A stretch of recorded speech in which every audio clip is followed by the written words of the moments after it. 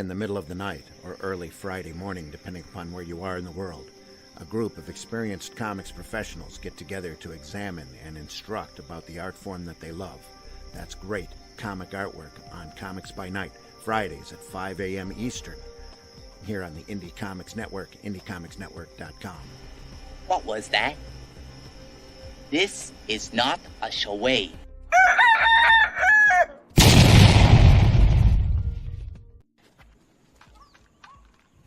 Holy shit.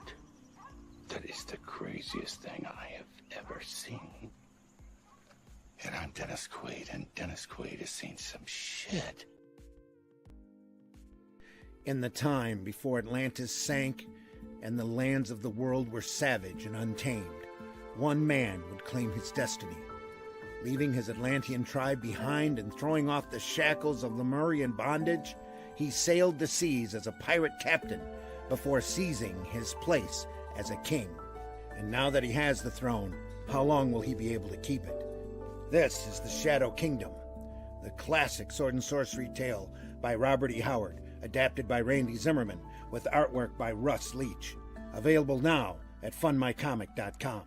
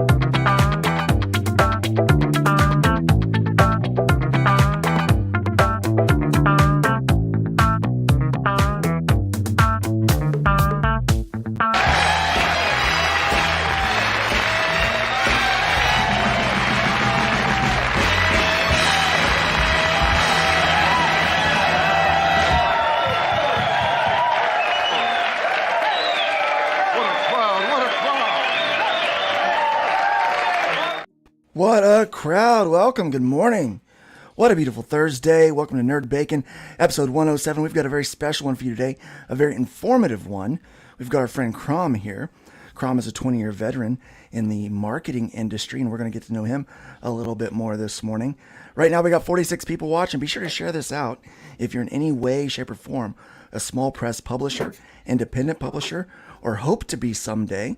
You're going to want to know what we have to say today and what our guest, what kind of knowledge and wisdom he can drop on you. Don't forget to like and hit that subscribe button. Ring that bell. We've been fighting against some YouTube algorithms all week. 49 people watching now. Thank you so much for joining us this morning. We're not going to spend too much time on our intros, but I do want to find out how our panel's doing today. Randy, how was your week? Crazy as usual. As always. Got a cat in heat. Wonderful. Oh, Great time. That's fun. Oh, Any construction today? No, thank goodness. No construction. But I'm in the middle of a lot of artwork, so you might see me talking off camera. So. That's always good. Whiskey, how about you, man?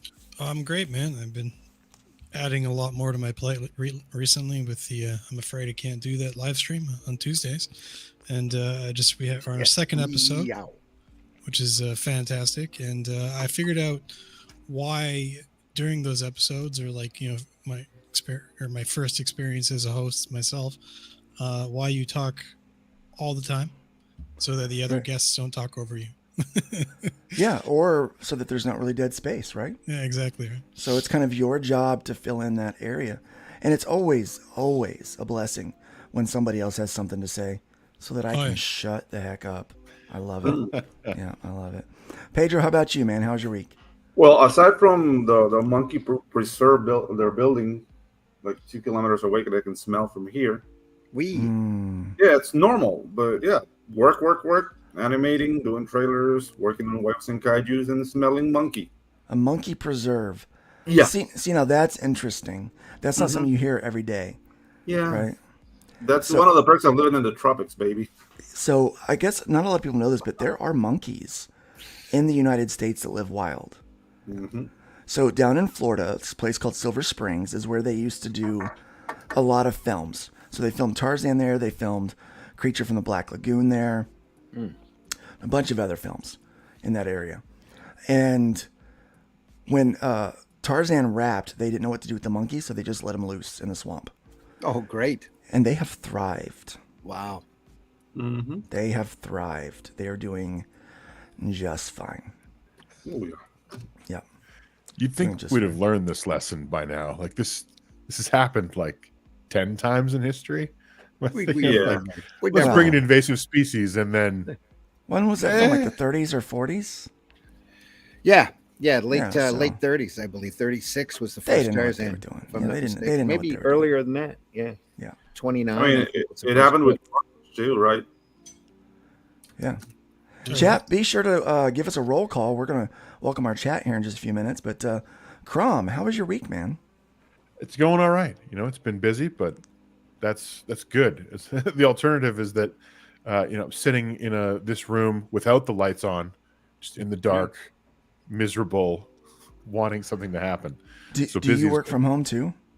Yeah, I've worked from home since like February of 2020. Like I actually got ahead of the curve when the lockdowns and stuff were happening. I was already working from home, but I actually would call it one of the worst things that has ever happened to me, working from home. Oh, really?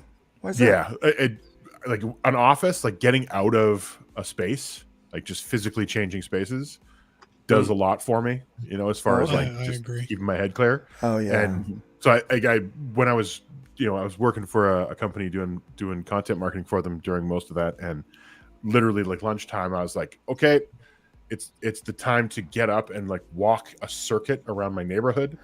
So just regularly, people just see this guy marching his way around, and I only didn't have a lot of time, so it was like really moving.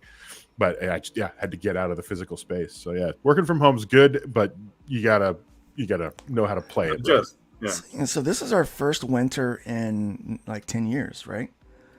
So seasonal effectiveness disorder, or whatever it's called, it's like a real thing. Oh, yeah. Yeah, like I'm a little Canadian, so we are you having yearly? Are you having a light winter in Indiana like we're having here in Michigan? Yes, very light, and I'm okay with that. Yeah. What is this lucky winter? The last 3 or 4 years. What is this winter you guys talking about? Exactly. Yeah. Pedro, you wouldn't know anything about that now, would you? Nope. Mm-mm. Yeah. Josie. Frozen water falling from the sky. Ew. It's gross. It is gross. We've had a little bit of snow, nothing too bad here. But yeah, it's been pretty. But no, so when I first started streaming from this new location, Indiana, the sun here is on the northern, eastern. This window is on the eastern side of the house, right? And so the sun is just pouring into this window, which would wash me out and everything else out. And people were like, oh, it looks bad, whatever. So I got a blackout curtain. And I was like, I could just pull that to the side when I'm not streaming. You know how often I pull that to the side when I'm not streaming? Never moved? That Like, curtain has never. not moved in years? Yeah, never. So it is a cave in here. This room is like, it's 8 by 10. So it's like living in a little storage unit. It's quite crazy. But I just sit here and draw all day. And then I'll get up and if I remember to go somewhere else. But it is important to go outside every once in a while. I went outside the other day. It was a nice day. That's what I hear. It was like 70 degrees. I go out and like I see the sun. I'm like going out like Quasi, like Quasi one, like it's crazy. Exactly. Thank you for the super chat. We got a super chat here. Holocron Records says, "Hello lads. Hope you're having an extra crispy morning." Except Luke, who doesn't like crispy bacon and will now be receiving ham. Ugh. But thank you so much for that super chat. That has made the bird dance. Thank you.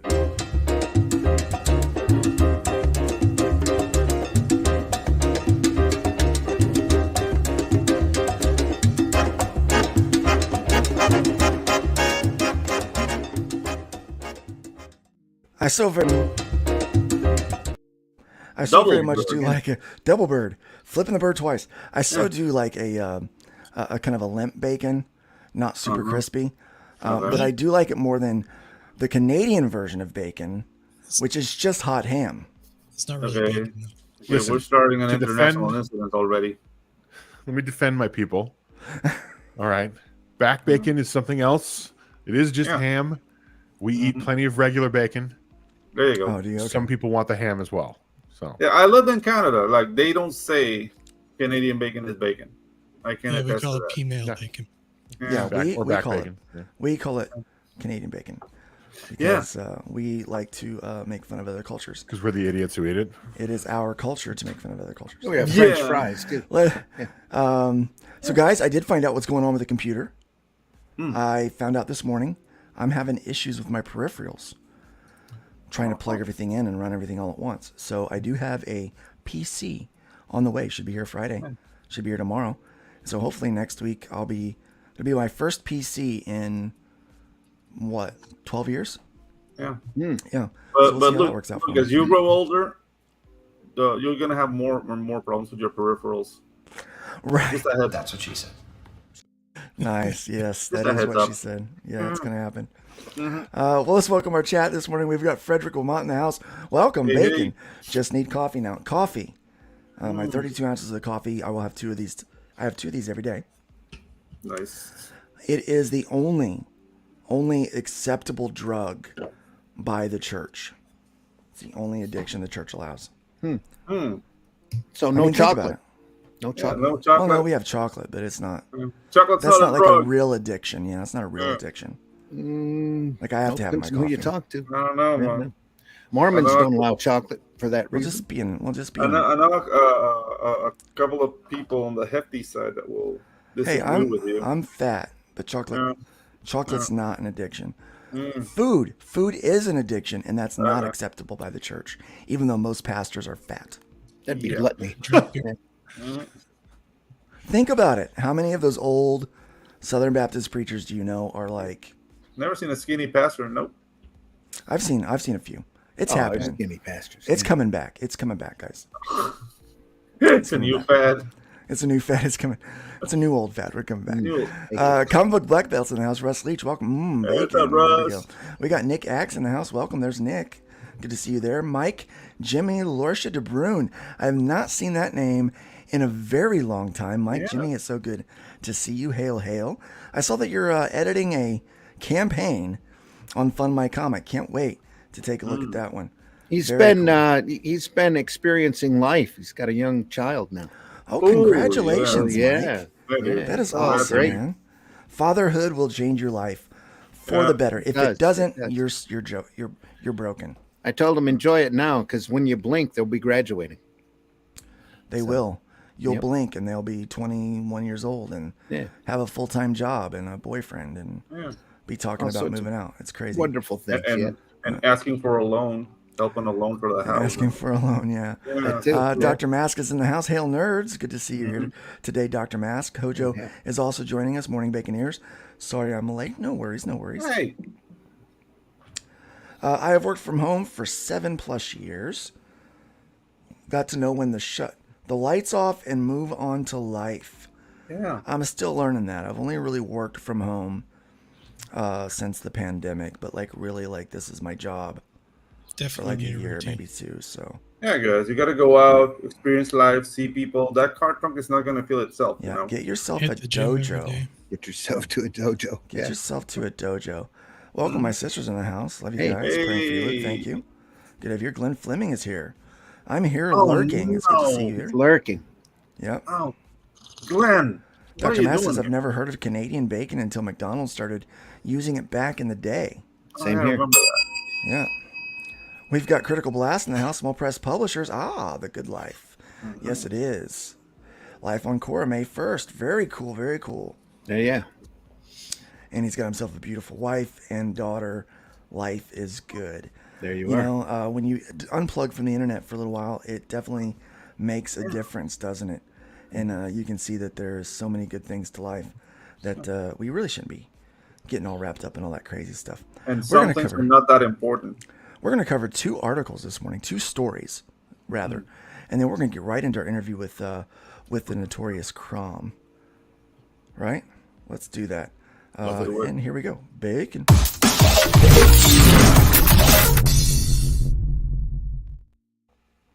Ooh, guys, have you heard about this?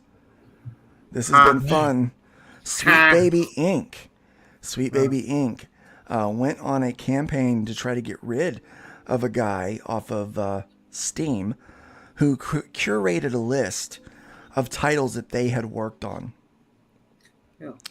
So in case you're unfamiliar with Sweet Baby Inc., Sweet Baby Inc. is a consulting company that works with video game developers to make sure that they are inclusive and diverse. Why is it always that face? He looks like one of my cousins. Most notably, the most recent thing that they've worked on was the Suicide Squad. There you go. Which Sony just the other day started issuing refunds to customers because it was so bad. The AAA killer, they're calling it. The AAA killer. They're offering massive discounts for players too, from what I understand. Yeah, massive discounts. So there are 4 different articles that I have about this today. I'm going to kind of try to pull all of them together a little bit on what's really going on here. So this campaign, 2 employees tried getting this done and failed. Okay, they did their darndest to try to get it done. Here we go. Let's use this one as the. It was a failed campaign to get this this curator kicked off of Steam. Well, people started coming out and seeing Sweet Baby Inc.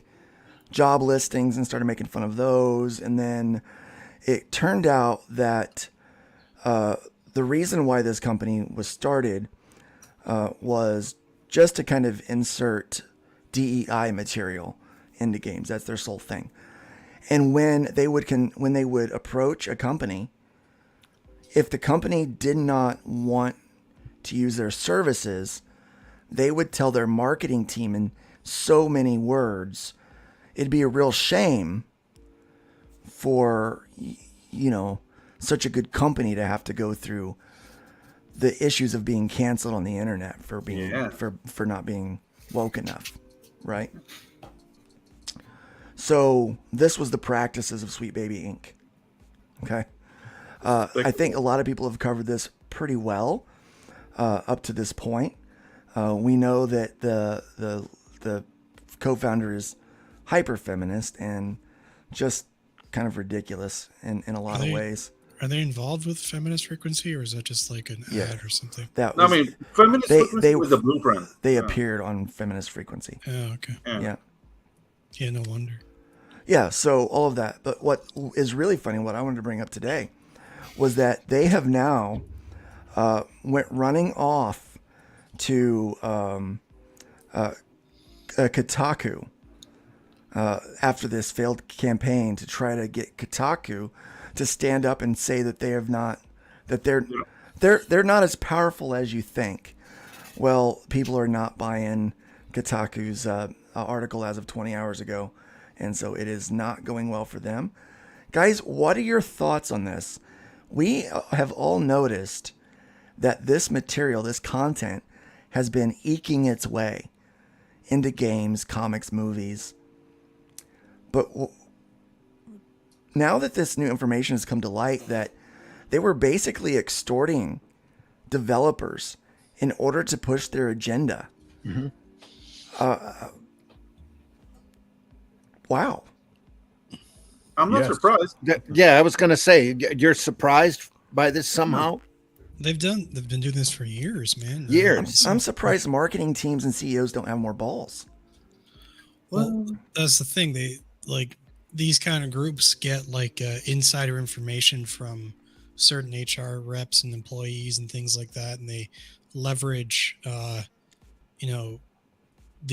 woke people inside the company and can easily get people fired or removed. They can, and it's not even hard. They just have to make something up or just say he looked at me funny, Yeah. Right. Exactly. We saw years of that. I mean, that's how look at Lasseter had that happen to him at Pixar. Oh yeah, Right, because yeah. he was There's a all hugger. sorts of examples of that happening over and over again. It's like a concerted effort to remove as many Talented executives, people.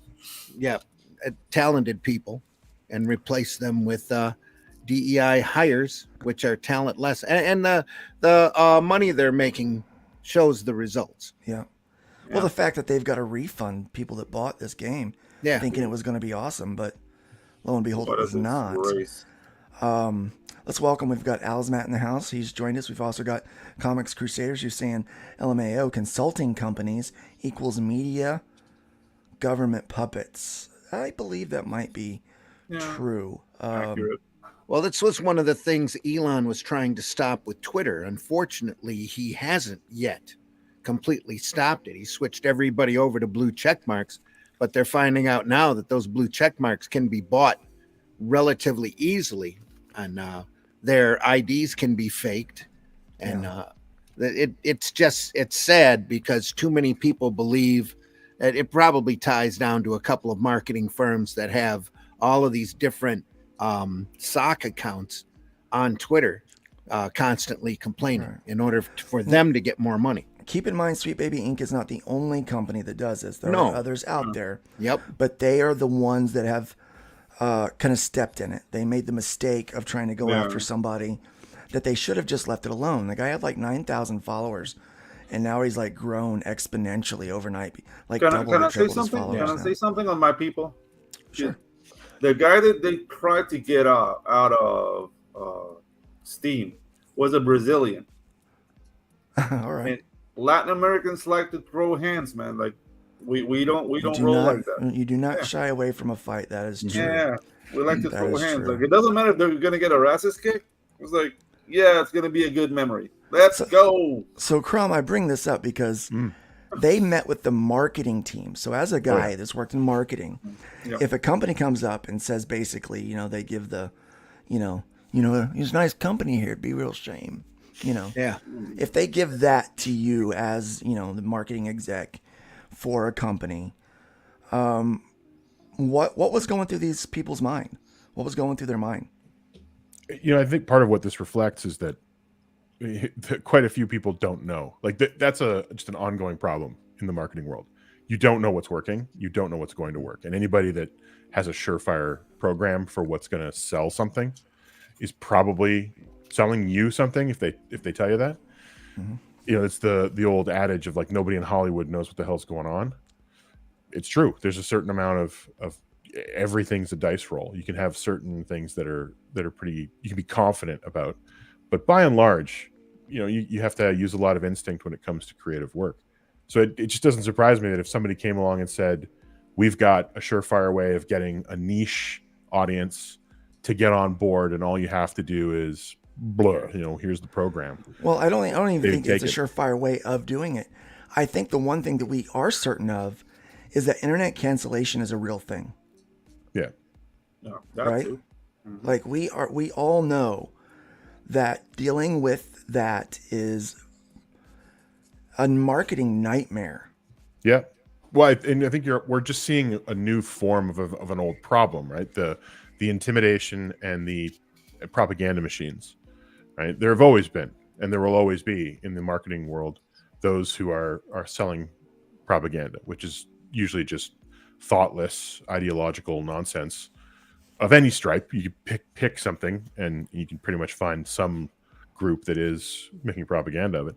And now the real menace of groups like this is that they clothe themselves in altruism when they bring their propaganda. Right. Reminds me of the PRMC back in the day with D. Snyder and all that stuff. Yeah, and you know we've seen Dylan Mulvaney become the brand killer. Sweet Baby Inc. is a brand killer now. They're the AAA killer. The Doritos hired the trans activist person in, I think it was Australia or some other country. Australia, Spain. Spain. Yeah, Spain. A admitted pedophile. An admitted pedophile. And they backpedaled on that like almost immediately within 24 hours because it was just... It's still going to hurt him. Yeah, dude, that guy had the teeth of a crackhead, dude.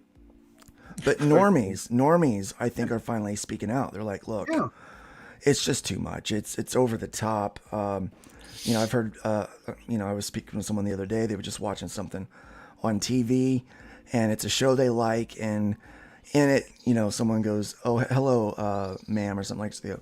She goes, I'm a they, I'm non-binary. Ugh. And they were like, I just rolled my eyes. Like, why do you have to insert that into the thing? Like, why? Like, that's not even... It made no difference to the story. It was irrelevant, and it was just lame. It was kind of stupid. And the truth is, here's what I honestly believe. I believe that there are way fewer bigots about the alphabet people than what they claim. But because of their actions, because of radical feminism, radical leftism, all this radical stuff, I believe they're making for themselves a whole generation of bigots against them. Well, there's a desperate need out there to be perceived as a victim as well. Yeah, I think that's their dream, man. Because the thing's like, you need a boogeyman to be a victim. Mm-hmm. So maybe they're trying to create their own by being so antagonistic. I think people are simply exhausted by them. I think you're right. Speaking of exhausting, sorry. Go ahead. Well, I was going to say that it's not only is it exhaustion, but part of it is in the way that they have attempted to use social jiu-jitsu.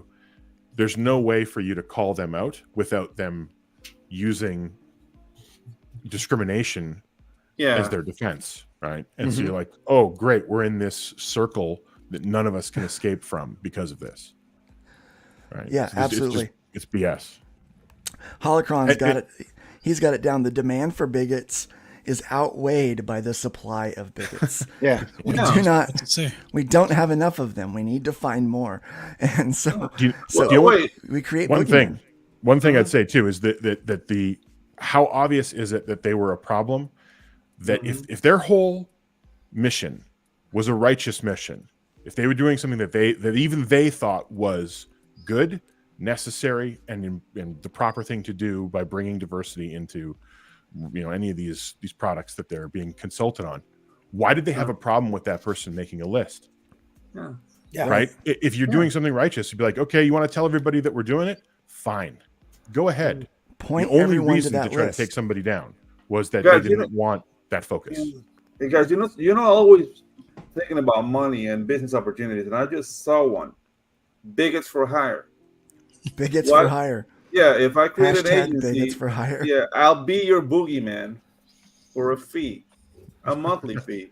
You'll get them, man. I think some of these entertainment companies already have those in their sockets. Yeah. Your actions have consequences. When you oppress people, they rise up in a fiery anger. There was all part of their marketing strategy. There was a comedian a little while ago.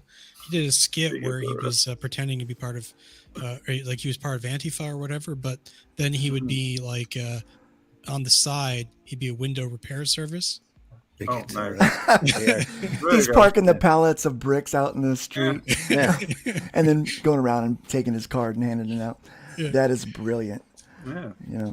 It's what these arms dealers do. they are, they lobby for war while they're selling weapons and ammunition to both sides. Yep. They win. They win either way. To them, it's just all about the bottom dollar. But speaking of someone that's losing and not winning, I don't know if you guys heard about this. We've talked about Scout Comics a few times here over the years. We have had some experience with them. I know them from being here in Florida and have met some of their leadership. Not very impressed, nor should we be. So apparently it's finally come out. Let's go and read this article here from Bleeding Cool. Speaking of not very impressed, that I'm absolutely shocked Bleeding Cool is covering this. Yeah. Because this goes against their kind of goes against their philosophy, doesn't it? It really does. It's not really He's gonna lose his comp copies from Scout now. Well, it looks like everyone might be losing. You want me to read this? Right. Yeah, go right ahead. Comic creators and their problems with Scout Comics, the long read.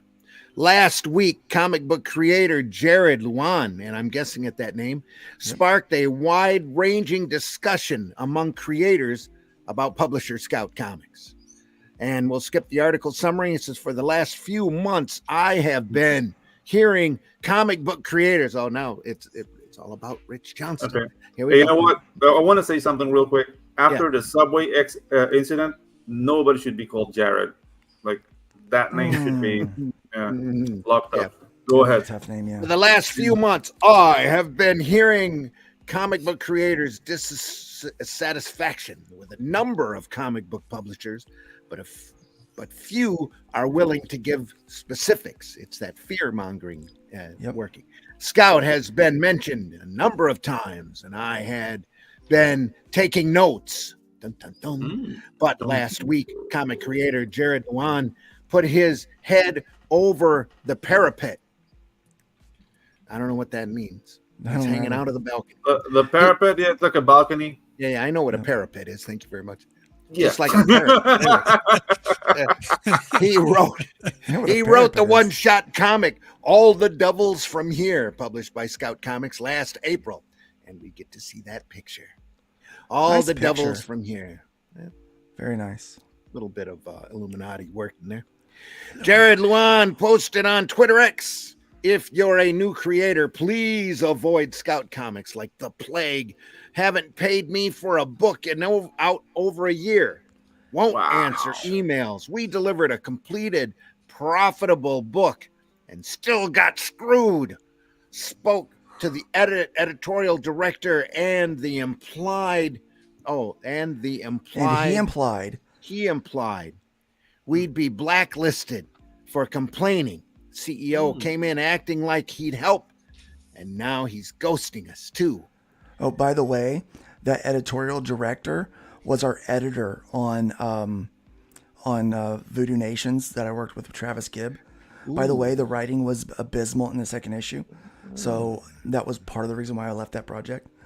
But he was supposed to edit it. And it wasn't until the book was finished and about ready to go to print that he actually added any editorial comments to it. And all he said was that the book was boring.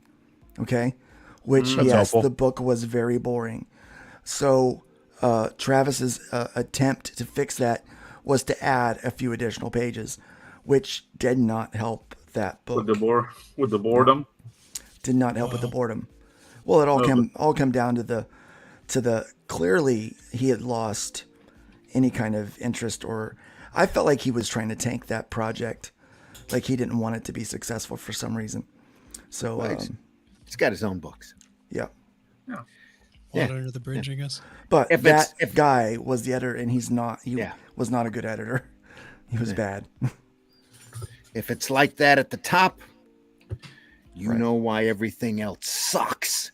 Exactly. We tried for a year to work with these people, and it's clear they have no intention of working with us. Nothing resembling a partnership. I also got a single statement. I also got a single statement about book sales, and not a single 1 cent. Can't promote books. Can't pay creators. But they got a full whatnot schedule. My last email a month ago was, hey, can you just cancel our contract and we can move past the money you owe me? And they still didn't answer. That would have cost $0 for whatever that's worth. Now Scott Comics is a smaller comic book publisher distributed through Diamond and Lunar, founded in 2015, and has published over 300 titles. That should tell you something. Yeah. Yep. That's a lot of titles. Has lots of multimedia TV and movie options to announce, and is known for its digital publishing and other collectible innovation aspects for comic books. So they have lots of creators on their books who started to share their grievances. It probably couldn't have come at a worse time for Scout Comics, who today announced new funding and a relaunch this summer. They found new investors. This summer. They did. A number, but not all, of these issues are disputed by Scout Comics and are addressed below in the Scout Comics response to Bleeding Cool section below. But specifically regarding Jared's claims above, Scout Comics stated that All the Devils Are Here was released in April 2023, refuting that it has been over a year since Mr. Luan has been paid. Additionally, they indicate that they sought to pay Jared in August of 2023 and have yet to receive his banking information to do so. I spoke to him about this last week, but since then Jared has said that he is no longer responding to press inquiries.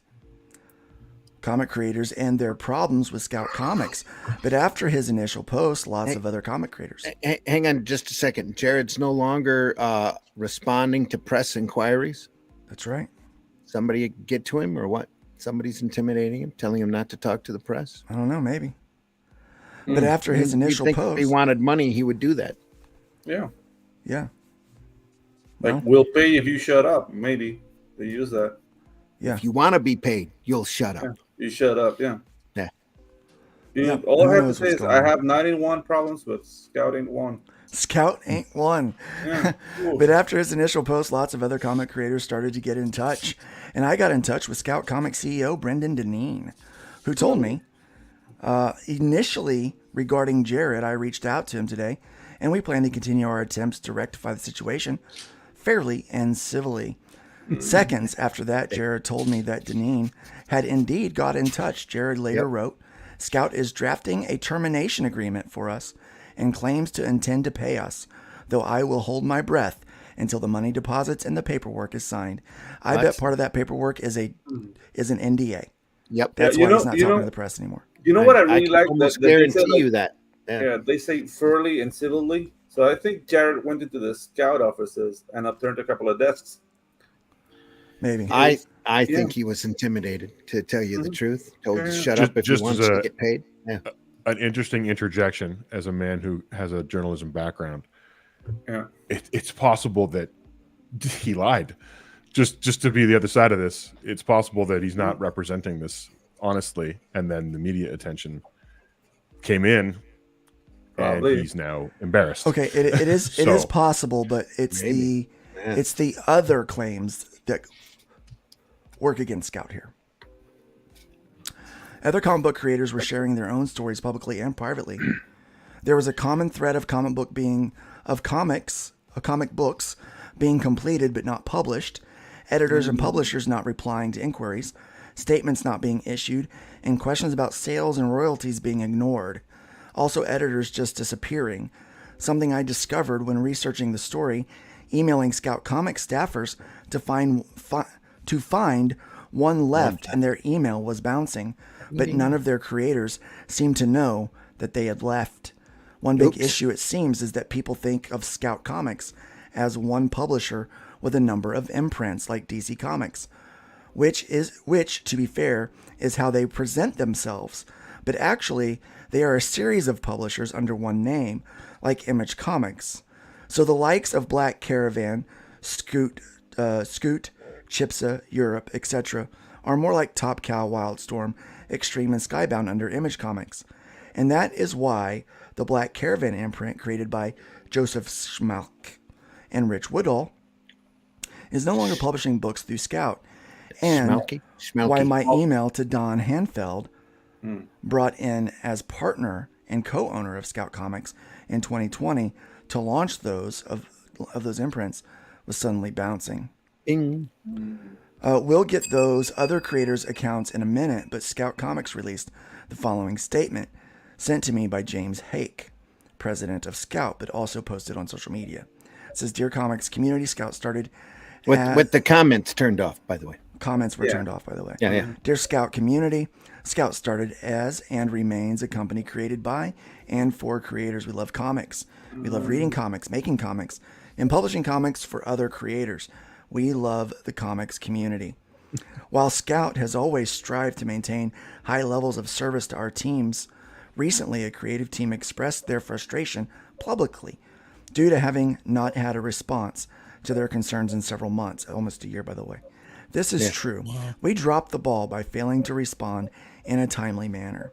We take full responsibility for our lack of response at that time due to internal miscommunications.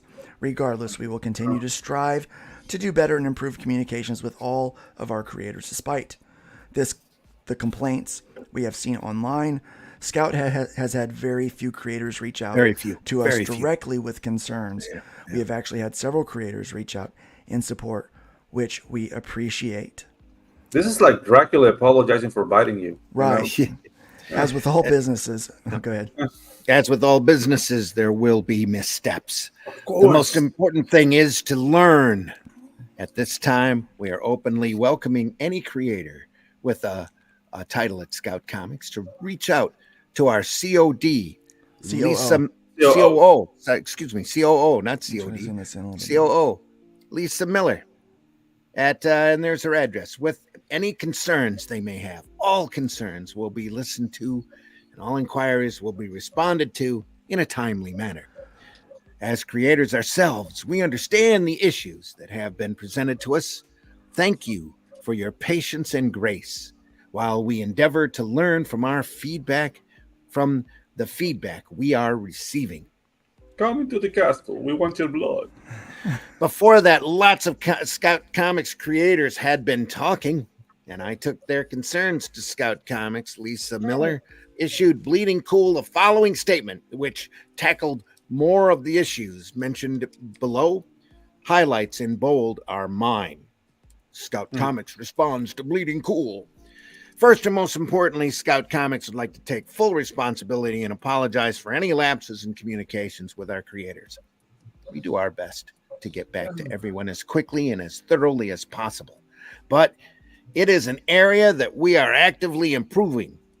We are a small company with a small staff, but communication is the lifeblood of any organization, and we recognize that we have work to do here, work that we are doing. So they got off the Tumblr post long enough to make an apology? We're so small. Pretty much, yeah. To that end, we are in the process of reaching out to every active creator and discussing our vision and plan for their title, along with any outstanding issues, problems, and ways forward.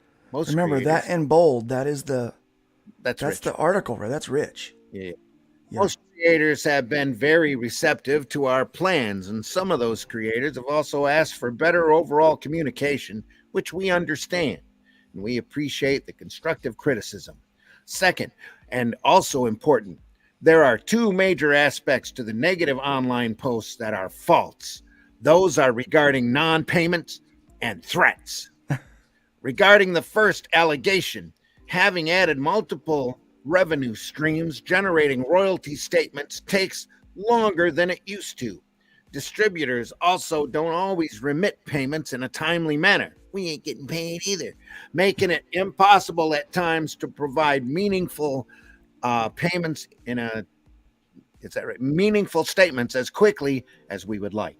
We strive to create statements and pay creators as soon as possible once revenue is received, and have sent royalty statements to all creators and sent money when it was due, based on the royalty rates agreed to in our contracts.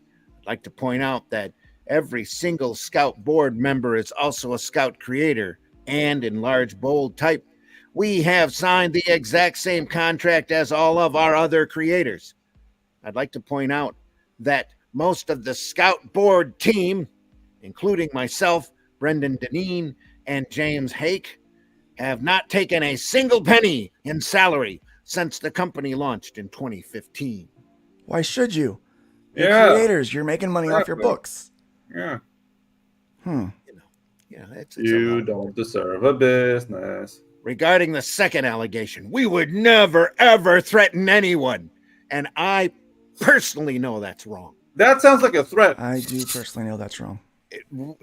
We personally do know that that's wrong. We do know that's wrong. We've heard it from heard it from people and from their mouth. But never threaten anyone. It's a shocking allegation and 100% false. As they say, wearing wife beaters. Yeah, exactly. Regarding marketing he efforts, walked into my fist, officer.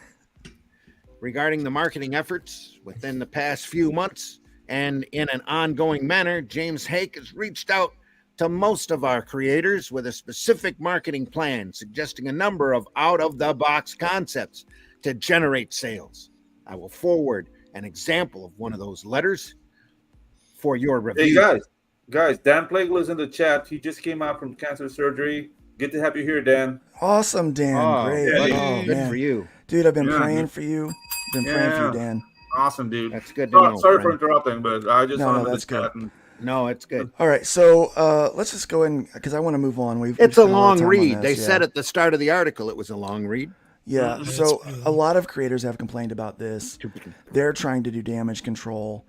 But you know what? This does bring me to a kind of our segue here.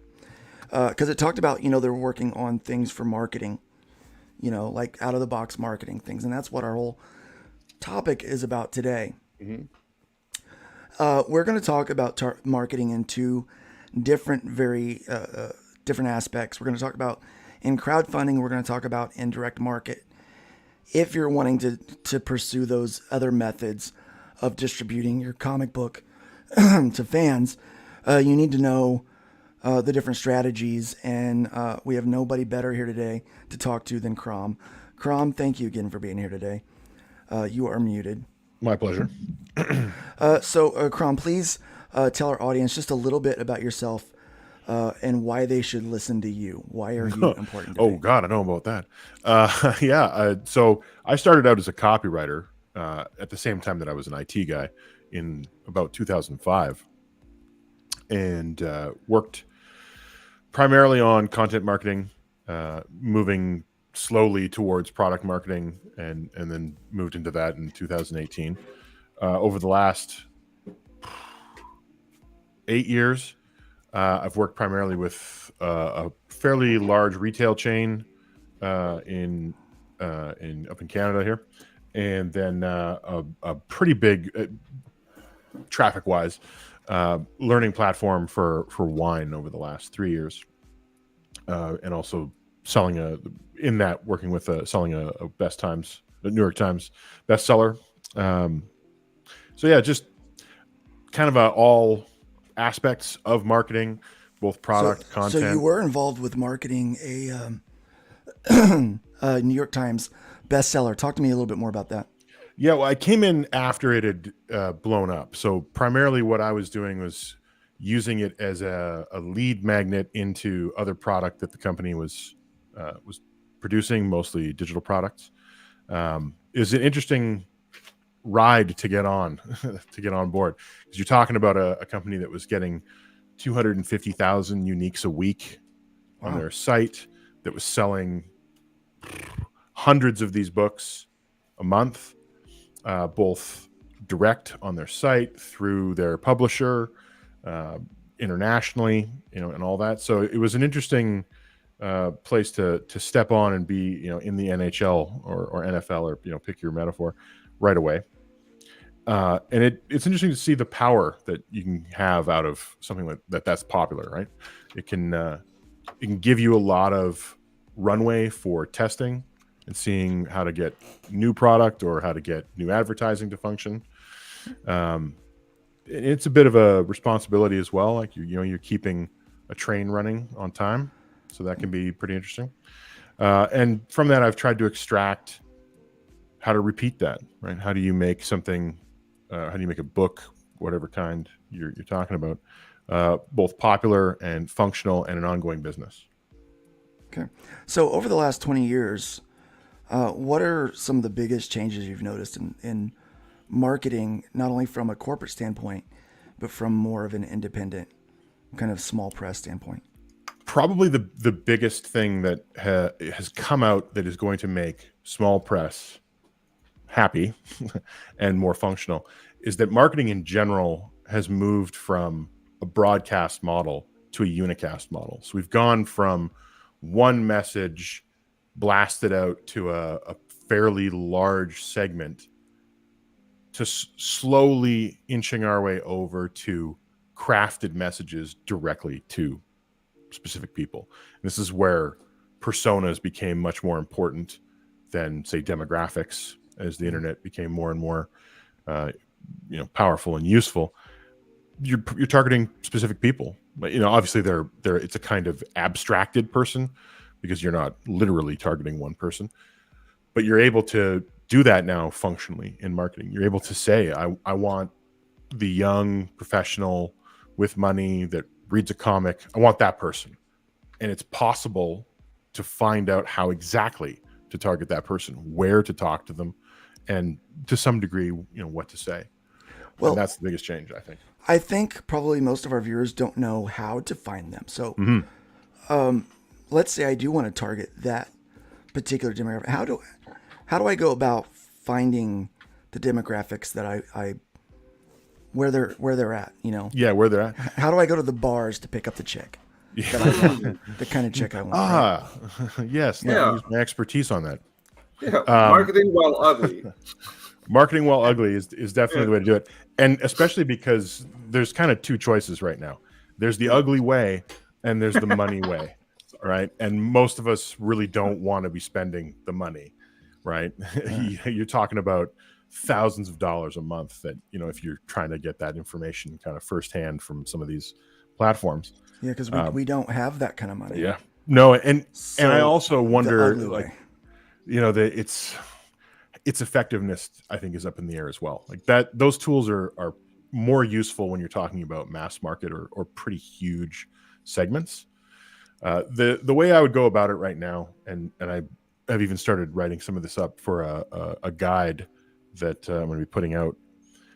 I would start with a broad sense of it. So getting on tools like Google Trends or some of the free side of things like SparkToro, and just start. Yeah, if you've never heard of these guys, no, SparkToro came. They're an interesting tool. They're one that can be expensive, but they have a free version. It's just limited on how much of it you can use a month. It was designed by or built and started by Rand Fishkin, the guy that did Moz. Moz is an SEO tool, and SEO tools are great for this as well. You really can't get one without spending quite a bit of money. You're going to need to break down for us newbies what an SEO is, please. Sure. So SEO stuff, search engine optimization, right? So if you're out there and you're thinking about, for most independent people, you're probably going to use some form of content marketing, which means just like you guys are doing right this second, you're putting out a stream. The expectation is that stream is going to bring in a certain audience who's going to become aware of you. They're going to listen to what you have to say. They're going to be like, yeah, I like these guys. I like what they're making. Awesome. And really, this is about refining that content, making it more powerful, making it reach more of the audience, all that good stuff. Things like Google Trends or SparkToro here. SparkToro is about being able to ask a question much like a search engine result thing, engine. You can ask it a question like, on profiles out there on the internet, who has comic books in their profile or comic creator in their profile? And it would tell you the results from that. So it gives you a list of people, but it also connects what social network is that person on? What website or websites do they look at? What are they searching for? So you're essentially trying to figure out what does the audience care about? What are they looking at? Where do they spend their time? Yeah. Where they go, so you can go there too, right? Yeah, because you want to be on. Thank you for the super chat. Thank you for the super chat, $2. All hail CROM. All hail CROM. Thanks for flipping us the bird this morning.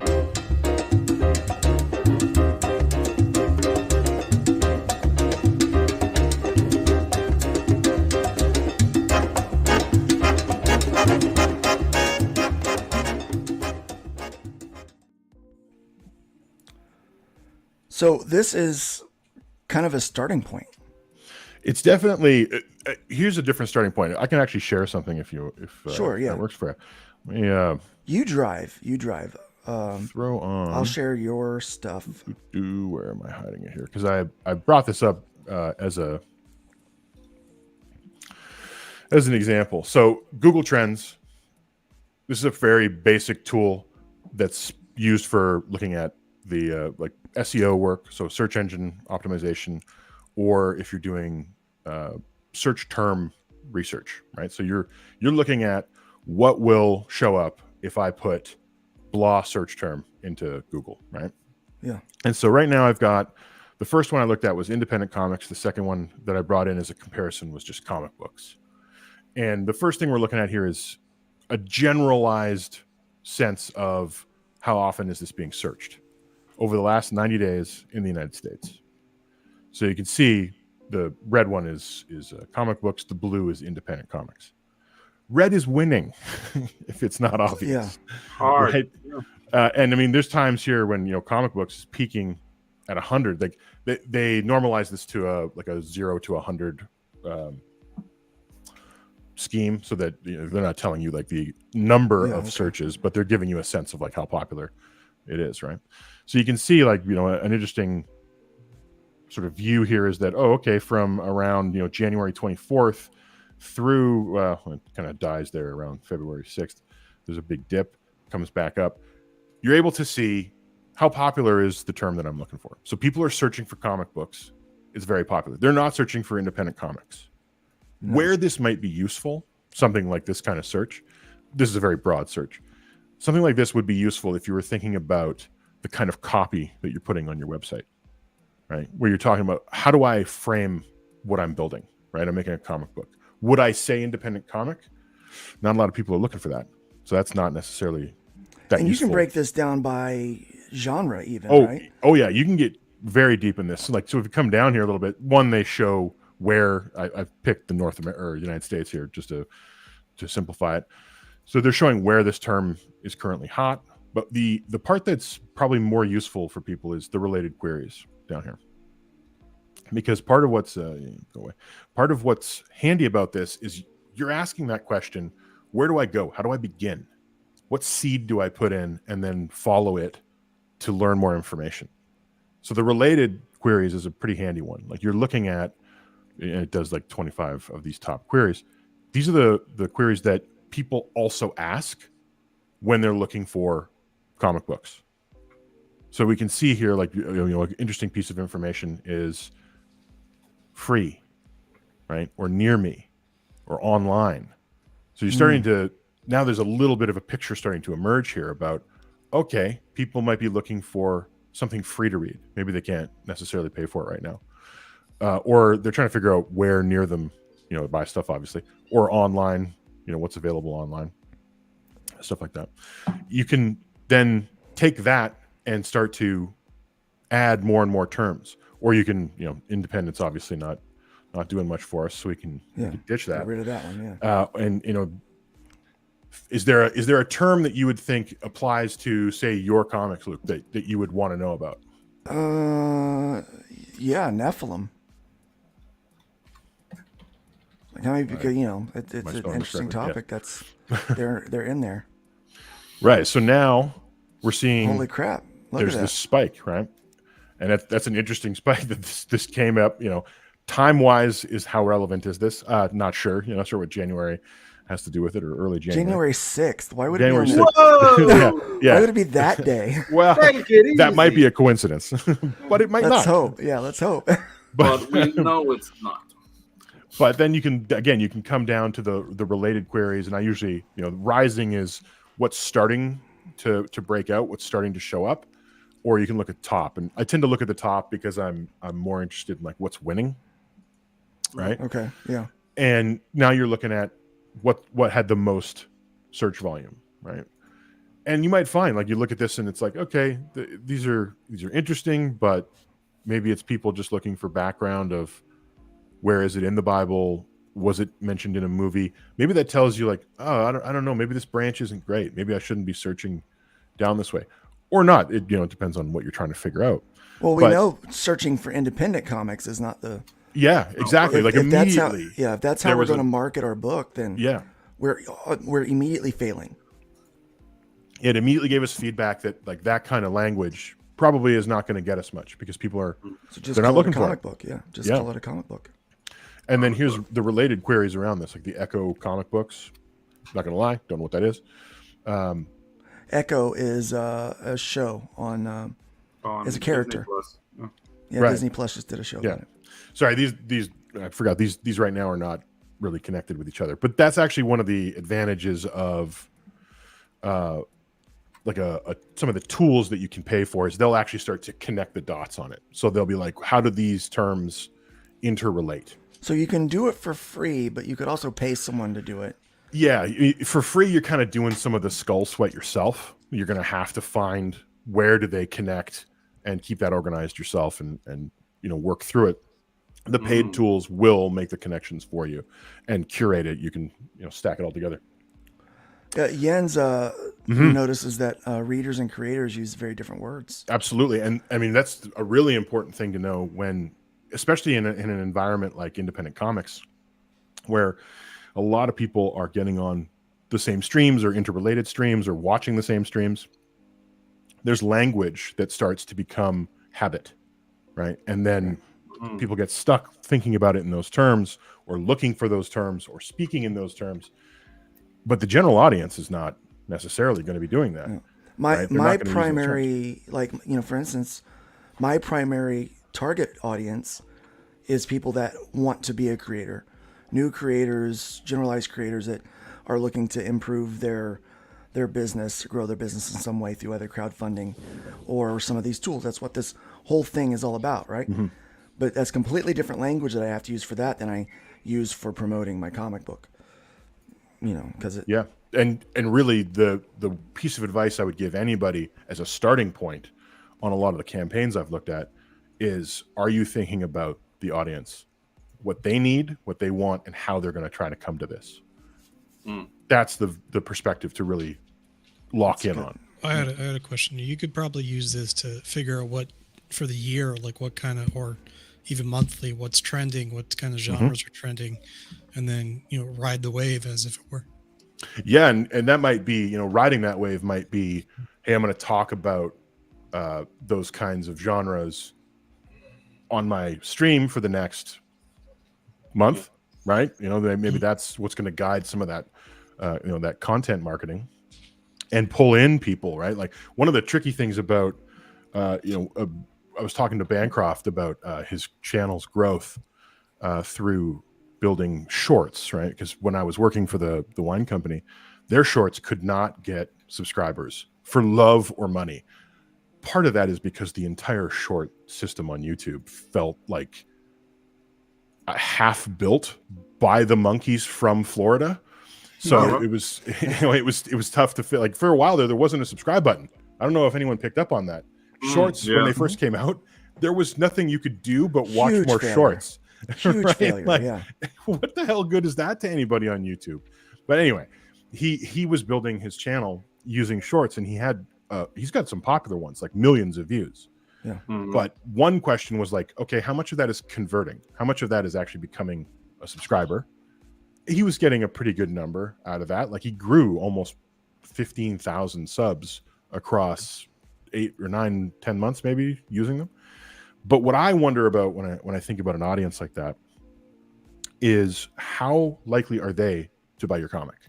Maybe they're on your YouTube. Maybe they'll watch what you're, content wise, what you're doing now. Yeah. But how qualified are they as a comic book buyer? And so some of the technique here of being able to look at what's popular in search terms and then target toward people that are closer to the actual comic buying audience because they care more about comic related, topics, as opposed to making content that is really broad, right? That anybody on YouTube would want to watch. And maybe you're going to pull in some subscribers off of that. But really, how much is that broad audience going to be attuned to the idea of buying your product? You don't really know until the rubber hits the road. And that's tough, right? Because who knows how long the turnaround on that will be. If you can get closer to that comic buying audience with your marketing and with your, with your ideas, so you're just more likely to get I'll be really conversions. honest with you. I've already learned something here. I actually have my digital comics for free on my website. And I have not changed the SEOs or the meta tags on that page to optimize for free comic books. Yeah. So my traffic is really low on that page because people don't know they can go there and download my books for free. Yeah, for free. Yeah. And it's funny because the friction points, there doesn't have to be a lot of friction, really. That's the trouble with all the stuff online. There's not much that has to stand in the way of someone getting something for them to just not do it, or not get it. So you want to make it as simple as possible, as clear as possible, take advantage of what you can get from search. So now we're definitely going to dive into crowdfunding a lot because I think that's going to be primarily where the small press publisher is going to get their initial funding and their initial distribution. But let me ask, what is the difference in marketing strategy or is there one, for crowdfunding a book versus trying to sell to a direct market or into stores or things like that? Well, the weird thing that seems to have fallen off a little bit in the crowdfund world, at least in the comic side of things, I've only been looking at certain creators in novels, so I don't know if they're having the same sort of odd change of tone. But it used to be about inviting people into a process, right? That was what crowdfunding was all about. It was like, hey, I've got this idea. I'm going to show you it. I want you to get on board with me and be part of the process of bringing this thing to market.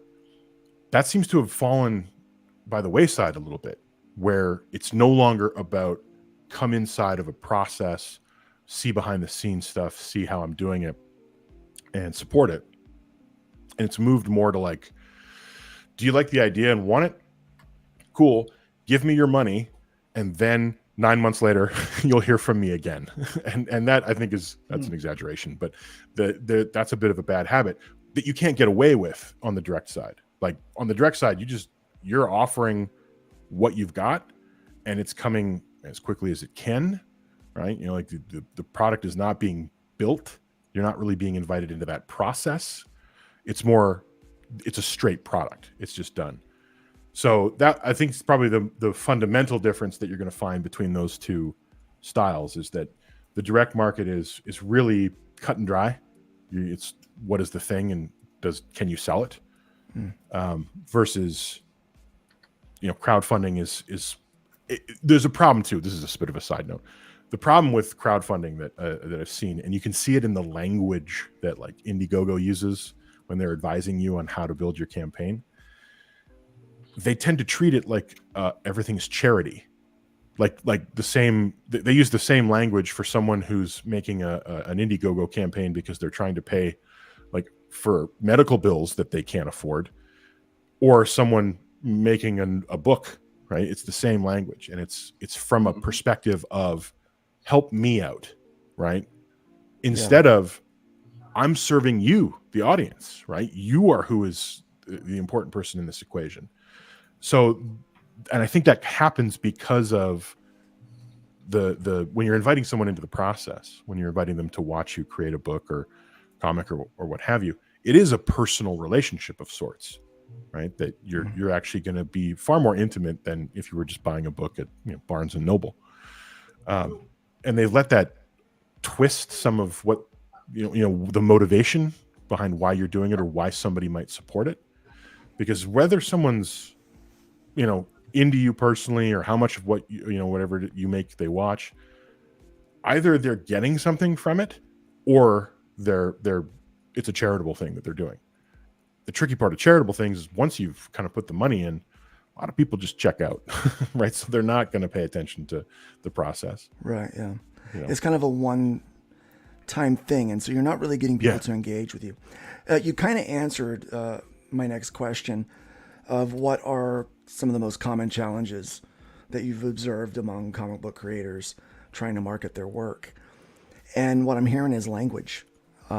Clarity. Yeah. I think, and language plays a huge part in that. Like, you know, I've seen a lot of stuff where a lot of campaigns where it's not entirely clear what the hell's going on, right? Like, what is it? Like, even from that, like, and you know, some people may have seen who are watching might have seen the re-campaign video that I made, and I'm working on the next one too, which focuses more on product mix inside campaigns. But the first one was really trying to drive home that point of, this is kind of a glib thing that I say often, but I say it for a reason. It's handy to think this way.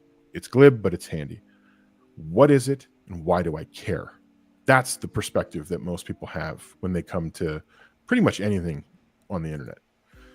Well, if you can't communicate what it is, they can't even get to the second part of that. They can't even get to why they care.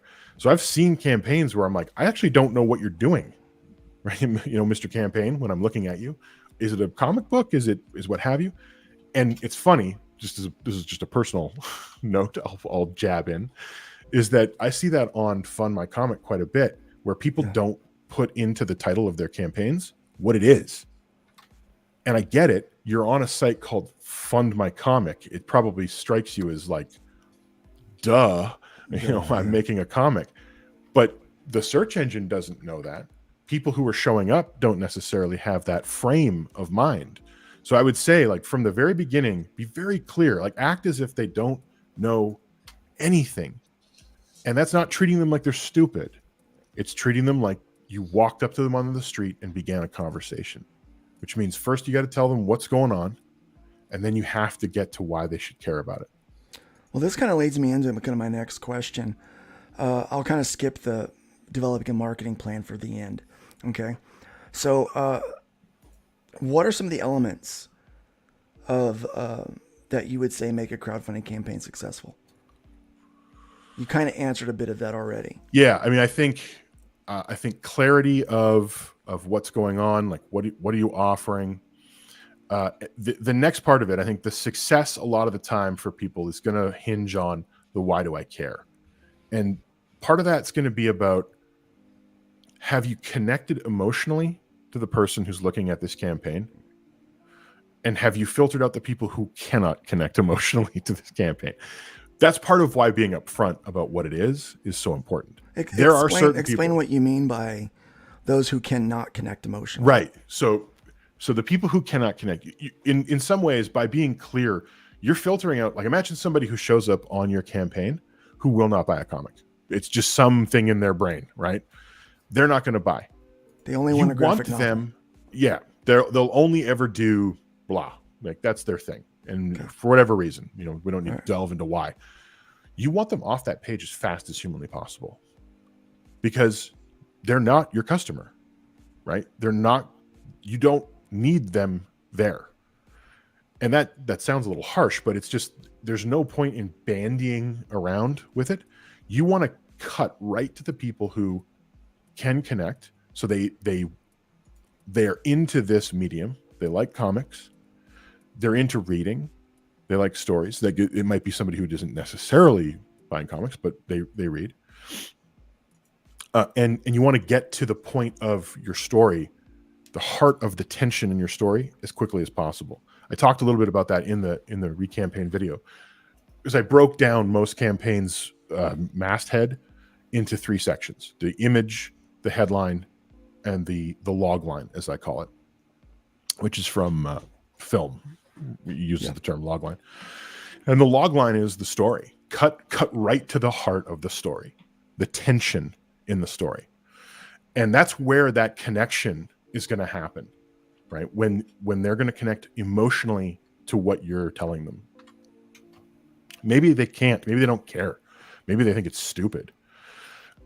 So again, the faster you can get to, does this emotional tension of the story connect to the person? Yes or no? The faster you can get to that, again, it's a filtering mechanism. The people who don't connect, get it out of the way. And they say this with a lot of like landing pages in general, right? Landing pages in general are about almost like their own filtering process. The people who are not going to be your customer or who can't be your customer for any reason, there's any number of reasons why they might not connect emotionally to what you're talking about, get them out of the equation as quick as you can, because you're trying to drive at the people who can connect, will connect. You're making it clear for them. And then if it's clear and they connect emotionally, the last piece of that is just how do they get in, right? The easiest, we're talking about how friction can stop people from doing stuff. Get the friction out of the way. So that's more about product, which we'll get to. I got a question here.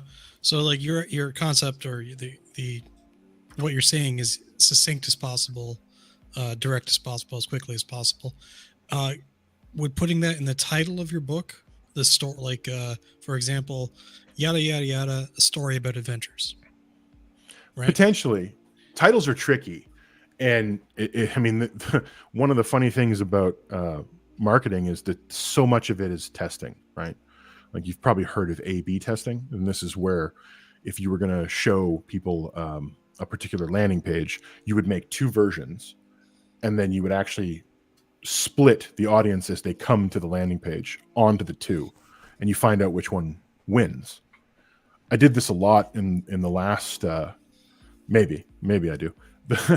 It's not guaranteed, but in the last job I was working at, one of the things that I was pulled into working on, I was mostly the content guy, but the marketing guy, it was a startup, so you got to wear like 14 hats, and then you start up. But we were working on the ads, the actual on-site ads for our own products, right? It was selling the things that we sell as people are looking through articles and reading about stuff. And there were 80 active ads when I showed up. It was like, how do you keep track of any of that? And most of them weren't working. Where do you go from there? And so it was about getting rid of that. And we broke it down to 4. And then we split them into sort of 2 groups where they were A/B testing each other. And we got down to 1. That ad is still running on that site. It's the same ad that we made 2 years ago because it's the one that consistently sells. To come back to your point, you're asking about whether you should put it in the title. Potentially. The tricky thing about campaigns, and I'll get to how I think you beat this, I think later, like Luke, you've got a plan for us here.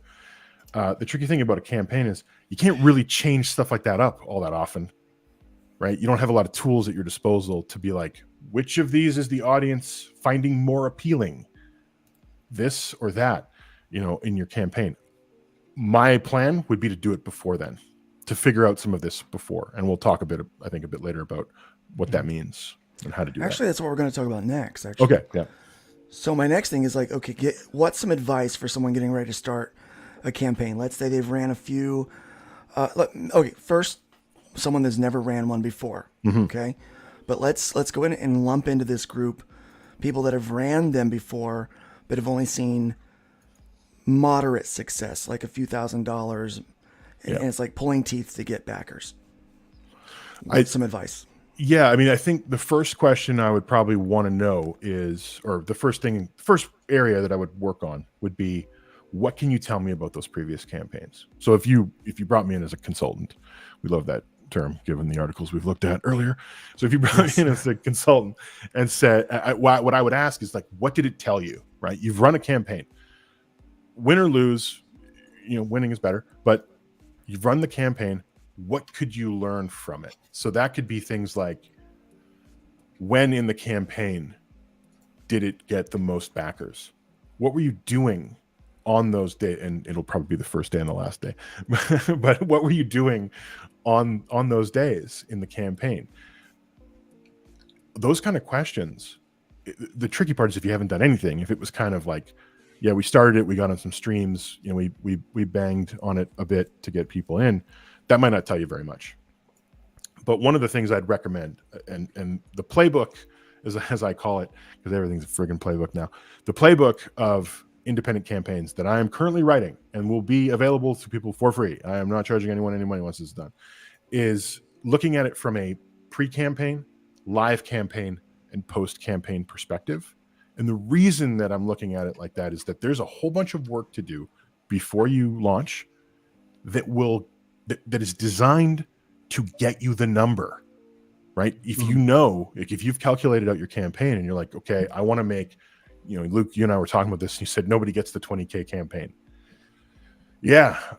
And you certainly aren't going to get 20K on a campaign apropos of nothing. Like if you've done no work beforehand, it's not going to happen. Probably what'll happen is, as you say, the $1,500 campaign, if it's kind of a success.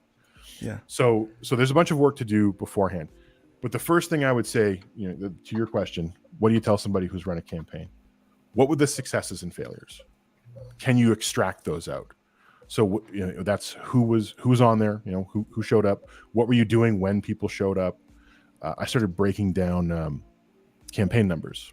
So I've done about 12 campaigns now, where mostly what I've been concerned with is the product mix, so the packages, because getting any other information has been really struggle. But Backer Kit, which is the weirdest website as far as the information that they tell you, does have some ability to look at when do people show up on a campaign, like when do the backers back is what that boils down to. That's a really interesting metric. And one of the things I would recommend to somebody is have a plan. Like if you're going to have 30 days, and especially if you're a first time, let's go to first time for a second and say most first time people are probably not heartbroken if they broke even, right? If they broke even, they'd be happy. Many of them, I suspect, do not break even, and they end up having to spend some of their own money. Yeah. But even if you knew, okay, I'm going to spend some of my own money, and the campaign is just going to help me, offset some of that, because this is my introduction. Like I'm going to try to get in and have a book that's already out and pick up some momentum and get going. Totally legit strategy. But if you're going to do that, that's where having an actual campaign plan is so important, because you want to look at, okay, what do I do over those 30 days to get the most information I possibly can? Maybe I'm going to do a live stream with the artist, and we're going to talk about how we came to work together. I'm just picking something out of the air. We're going to do that on, the third day of the campaign. Hey, we did that on the third day of the campaign, and 40 backers showed up. Well, now you just got a pretty important piece of information, right? That kind of content yields backers. Well, okay, so then what all can you put into those 30 days that will tell you as much information about what people cared about, when they were more inclined to back, when they were more inclined to maybe just sub to your channel, because this is a whole environment you're going to have to keep in mind here. And really you're figuring out, how do I move closer and closer to success or a greater success with these small changes, these little incremental changes. So sorry, that was a really long-winded answer to your question about what to do, but well, hold on, we got a super chat. Thank you so much, Nick Axe, for the $2 Canadian. CROM, how many people can you fit in your clown car? There's a lot of people, but if there's any Nick Axes in the car, they are immediately ejected. Immediately ejected. Thrown under it, if possible. Well, thank you, Nick, for flipping us the bird.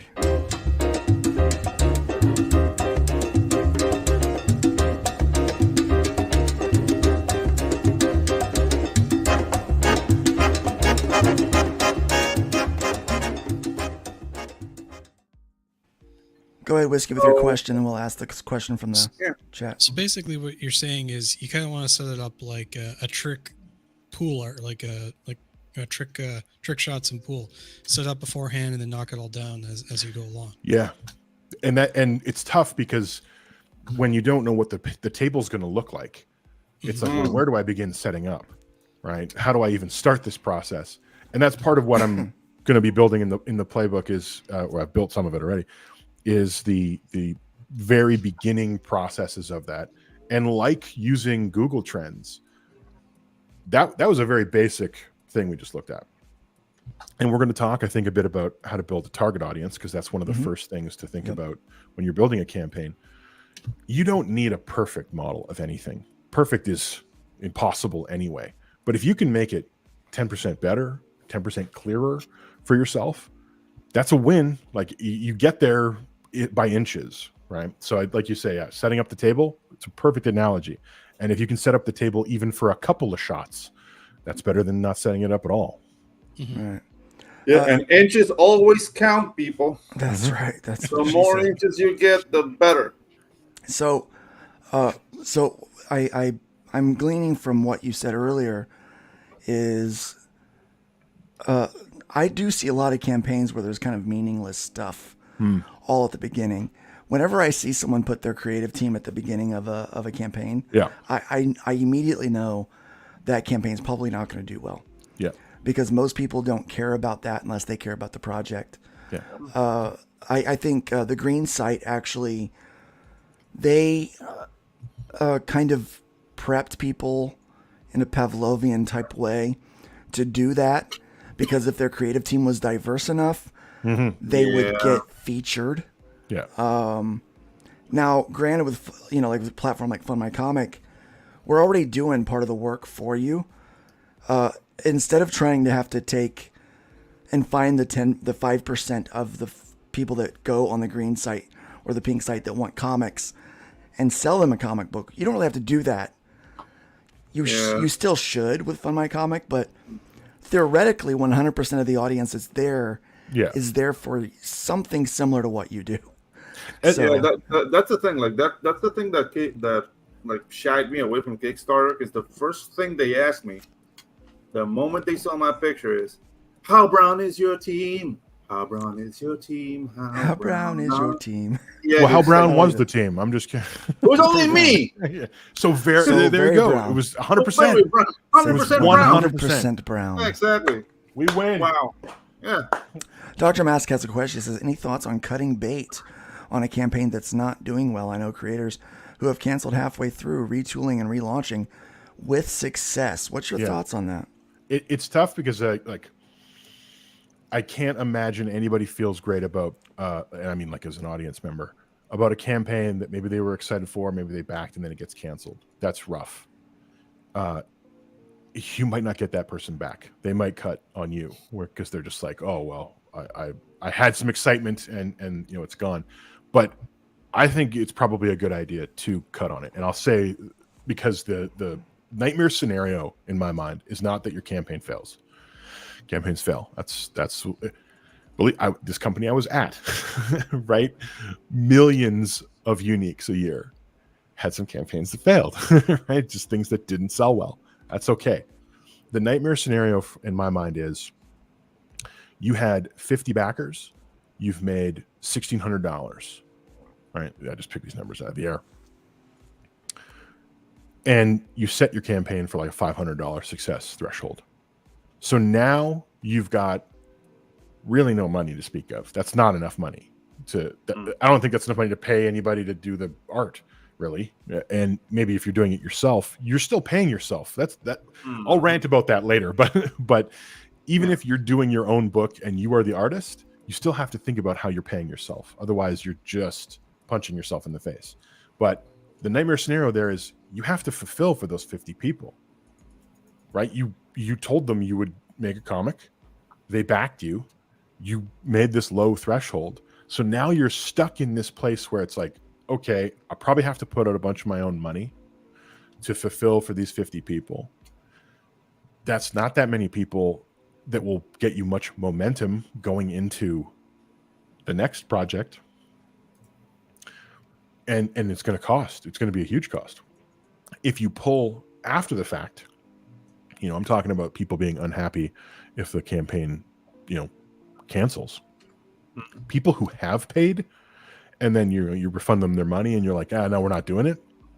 Even though you fulfilled at the threshold you stated, they're never coming back. You lost those customers. And that's terrible because they were the 50 people you could get on board with your campaign. And now they're gone. And it's not to say it's a guarantee that they'll be gone, but it's very likely that if something was a success and it's not enough, and you tell people that, you're going to lose those people. So I would say, yeah, if you're in a campaign and it's like, hey, we're halfway through the 30 months or 30 days or 60 days, and it's just dead in the water, yeah, kill it, retool, come back. The internet sort of has a short memory, depends on what it is. Well, we've got creators. So with our platform, you can actually have as long a campaign as you want. Mm-hmm. You can extend or shorten. There's a lot of flexibility with us that you don't have with the other platforms. What are your thoughts on, let's say you have a campaign that's floundering. How do you retool that to try to give it a breath of fresh air? Well, the handy thing about that, this is going to sound weird, but the handy thing about that is that means that no one's really seen it. So you can retool. And I would say at that point, if you knew, like say you're 30 days in and you're like, it's not working. There's only been like 25 backers. 25 backers is not a lot of people. And it's not like you're throwing those people to the wolves or something. They've backed already. You're gonna get them their book. I would say at that point, think about what's going on. Look at what you've done. Like assess, right? Take a look at what's happened. Has it been a case of maybe I didn't get on as many streams as I wanted? Maybe I didn't, get the word out to the right people. Like there's some people who would support you and you didn't go to them. Just take a breath, breathe for a minute. It's okay. And it can feel like you're dying and that, the walls are closing in, but just take a minute, think of a strategy. That's the thing. Don't just like change some stuff and try some more, because really that's probably not going to work. Most stuff like that, when you just take a fly by night approach to it, is not going to work. But the other part is find some goals, whether that's I want to be on 5 more streams, or I want 10 people to mention me. Define some goals, achieve those goals, get them, or understand why you didn't get them. And then, get back into the campaign. Why have that strategy? Why have goals?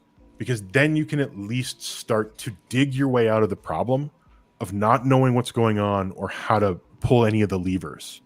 If you get it with those people, you make those goals happen. You get on those 5 live streams. You get those 10 people to retweet you or whatever, whatever broadcast you want from them. And you see like, oh, I got 50 more backers. Okay, I'm still short, but I saw which levers to pull that had results. Now you can start to come at this with some intelligence, right? Just like the whole thing with Google Trends and even a little or a couple of trick shots that you have set up. If you can get a couple of levers that work, now you're starting to move. And if you can pull on them some more, get a couple more levers, again, the game of inches, you're going to find, especially if you have the time like Fund My Comic gives you, maybe it took me 4 months, but in the last month, it was the hockey stick. Like it went totally crazy and I got, 500 backers out of that. Great. Like that's the freedom I think that your platform offers people, is that they can take the time to come up with some strategy.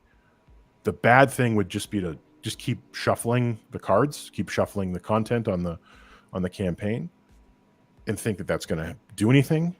And then it probably won't do anything. And you'll just run out of more of your runway and be at the end with no new knowledge. Because the worst case, just to put a button on it, the worst case is it didn't happen. The campaign is dead. But I learned something from that. I learned some of those levers. Now you're ready for the next one when you come back. So I got So I got a question. Are you familiar with the comedian Lewis Black? Yep. Okay, so there's a skit he did, and I guess this kind of applies to some stuff. He talks about candy corn. If you're familiar with the thing, every year they produce candy corn. It comes out. He tries it. It's terrible. And he puts it on his teeth like he's a vampire. Yeah, and every single year he's like, oh, maybe I'll try it again. Yeah. How do these large companies or even any company take these terrible products and then become like that candy corn, and then people just pick it up and buy it? Like, is it just because it's there? Or like what's going on with that? Well, it's funny. It's actually quite funny that you bring that up, because I was reading something last night that I didn't know about. And I thought it was the most insane thing I've ever read about a big company. And I had no idea. And that's part of it, that I had no idea. Like, we have such short memories. Pepsi made a product called Pepsi AM. And I got on that by reading about Crystal Pepsi, which I think many people remember Crystal Pepsi. Oh yeah. Crystal Pepsi was a disaster, right? And it was disgusting. So of course it was a disaster. Yeah. But that one's pretty well known. Pepsi AM, I don't know anybody that really knows about it. Pepsi AM, it's hilarious just to think about what this was the same drink with 25% more caffeine, right? It was a morning drink. They wanted to replace coffee. So they added 25% more caffeine to Pepsi. It was a calamitous failure.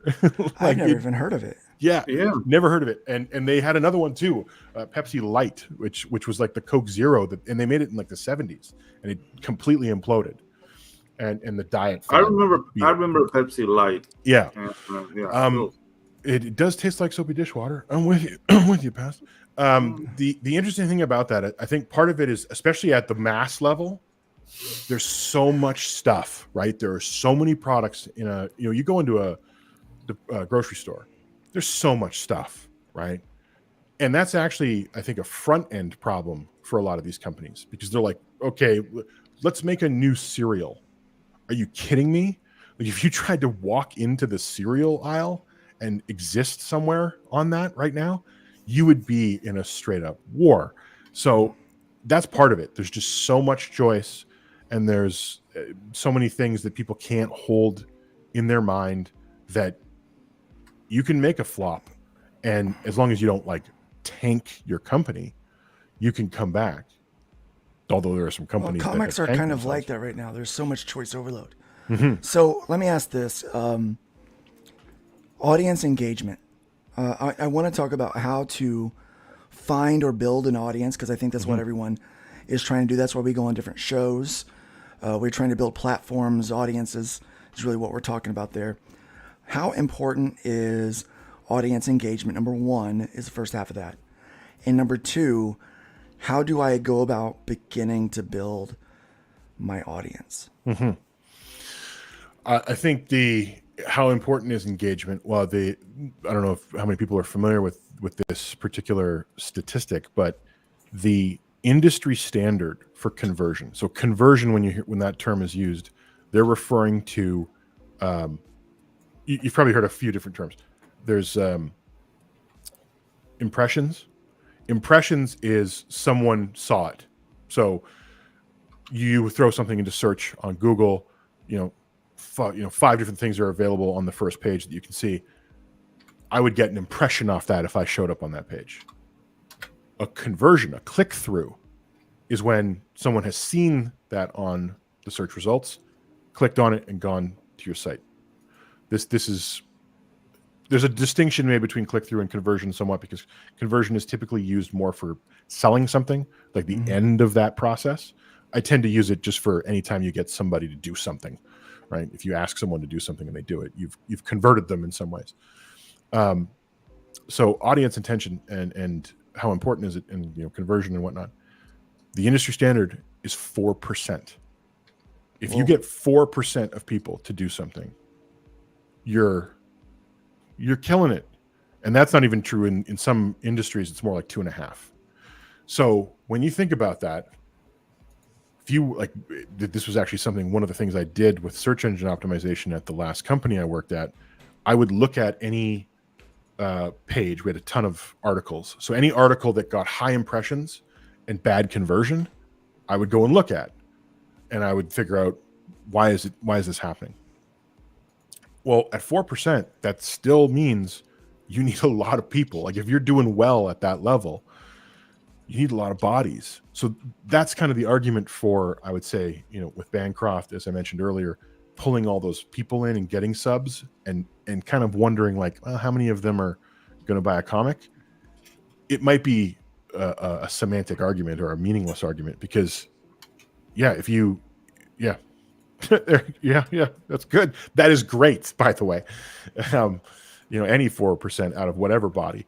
But that means you need eyeballs. You need to throw a lot of stuff at people. It's why it's so important on like YouTube. You'll see tons of people who are, YouTube gurus talking about thumbnails. This is probably something to actually mention to people about like the image you put on your campaign, which will likely be your thumbnail. If the thumbnail is like inscrutable or a mess to look at or repeats things, it turns people off. And there's a whole bunch of different things that they've found turn people off about thumbnails. But it's funny because like that's the very first point at which you're just putting something in front of those eyeballs and trying to get them in. So there's some best practices about building thumbnails, titles. There's lots of information available. I would say if you're going to start a channel, just spend a little time, looking through that. People like Film Booth is a good one. He's like just a YouTube researcher, so he just does experiments and stuff on videos to see what works and whatnot. He's a good one. Hillier Smith is an editor. He used to edit. Who's the two brother twin schmucks looking guys? Those two idiots. The Logan brothers. Yeah, he used to edit their videos, and he's now doing more other projects. And he did some work for Mr. Beast and what have you. And that he's a very interesting guy because a lot of what they're talking about is the nuts and bolts of audience attention. So that stuff is important. Definitely do some research on it. I would recommend. But the other part, you're asking how to build the audience. I would say take a step back and think about what are you going to make, right? So let's say you're going to make a horror comic. Okay. That gives you a bit of a sense of theme and genre that you're going to be talking about. Have a look around at what other people have done. See where they've succeeded, where they've gotten views. And then make yourself like 3 categories. So and there's this interesting guy I watch on YouTube. He's a jazz musician in New York. Adam something. I'm not very good with names. Adam something. Pretty much broke it into 3 categories. He had music theory. So where he these are pre-recorded videos that he delves into ideas behind music. He had his gig vlogs. So this is just him. He's a paid musician. Like he goes and plays in clubs and whatnot. Adam Neely. That's his name. Thank you, Ax. And the third category was practice, like how to practice being a musician. So he had 3 very basic categories, and then he just hammered on them for years. In fact, he's been doing this for almost 14 years, something like that. Are you going to stay that way? Not necessarily. What you're looking for, and this is true of a lot of marketing and a lot of really any stuff online, you're trying to get information back from the system. So pick those 3 categories, start making some straightforward, clean, short, don't make hour-long videos. I mean, some people like hour-long, but you'll find that out when you make your content. Start there and know that you're going to have to run a bit of a lean methodology where you're going to have to adapt and you're going to try some ideas out and you're going to have to kill some of those ideas mercilessly and see what works for you. And you'll find it pretty fast as long as you're consistent. The people I think I've seen, at least in my time, people who have done 500 videos in a particular kind of style, and it just never gets any views. It's like, okay, don't get to 500. That's too many. Yeah. Get to 20 yeah. And then make some choices, right? Yeah. Well, I think what happens is people get so invested in it, mm-hmm. and they almost become married to their bad choices. Yeah. Rather than realize that they can pivot. I've learned that long form conversation is what people want from Nerd Bacon. What we were from the very beginning to what we are now is so different mm-hmm. over 107 episodes. And it's, they want to know about the news. They want long form conversation. They don't want drama. They want information. People are hungry for knowledge and positivity, how to use that how can I enrich my life from what, and that's the value, so we've learned that we have to create value for people. For example, right now we've got 145 people watching this episode. You'll be very happy to know that's more than when we had Eric July on. Well, that has its own problems built into it, but right, that's a good call. But you would think someone with a platform like that would come over and bring a whole lot more, right? But there's a very interesting example. Sorry to interrupt you, but that's such a fascinating example because he made that other channel, right? He made a second channel and themed it a certain way, and I think it was almost entirely about comics, and it only pulled like 10,000 people, something like that. Yeah. So then. And I have no idea. I have no idea on the man's numbers. I have no insight onto what's going on. But it begs the question: does that mean that out of all those people, only 10,000 of them were actually interested in comics? Out of the 400,000 from the other channel? That's a good question. And really, that's just the takeaway from that is, well, that tells you how easy it is online to foster a community or a sub count or what have you that isn't aligned with your intent. Because if you're going to make a comic. That sounds like the entire Twitter platform. Wow. Well, at times, and some of that comes from when you're in the shouting match, which a lot of stuff turns into, and a lot of marketing turns into it too. It feels like you're in the shouting match. You're just shouting.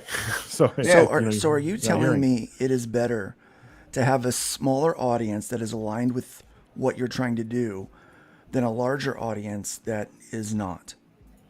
Well, I think yes, and where the problem exists is that, let's say you figure out your campaign and you're like, okay, I want to make 100 grand.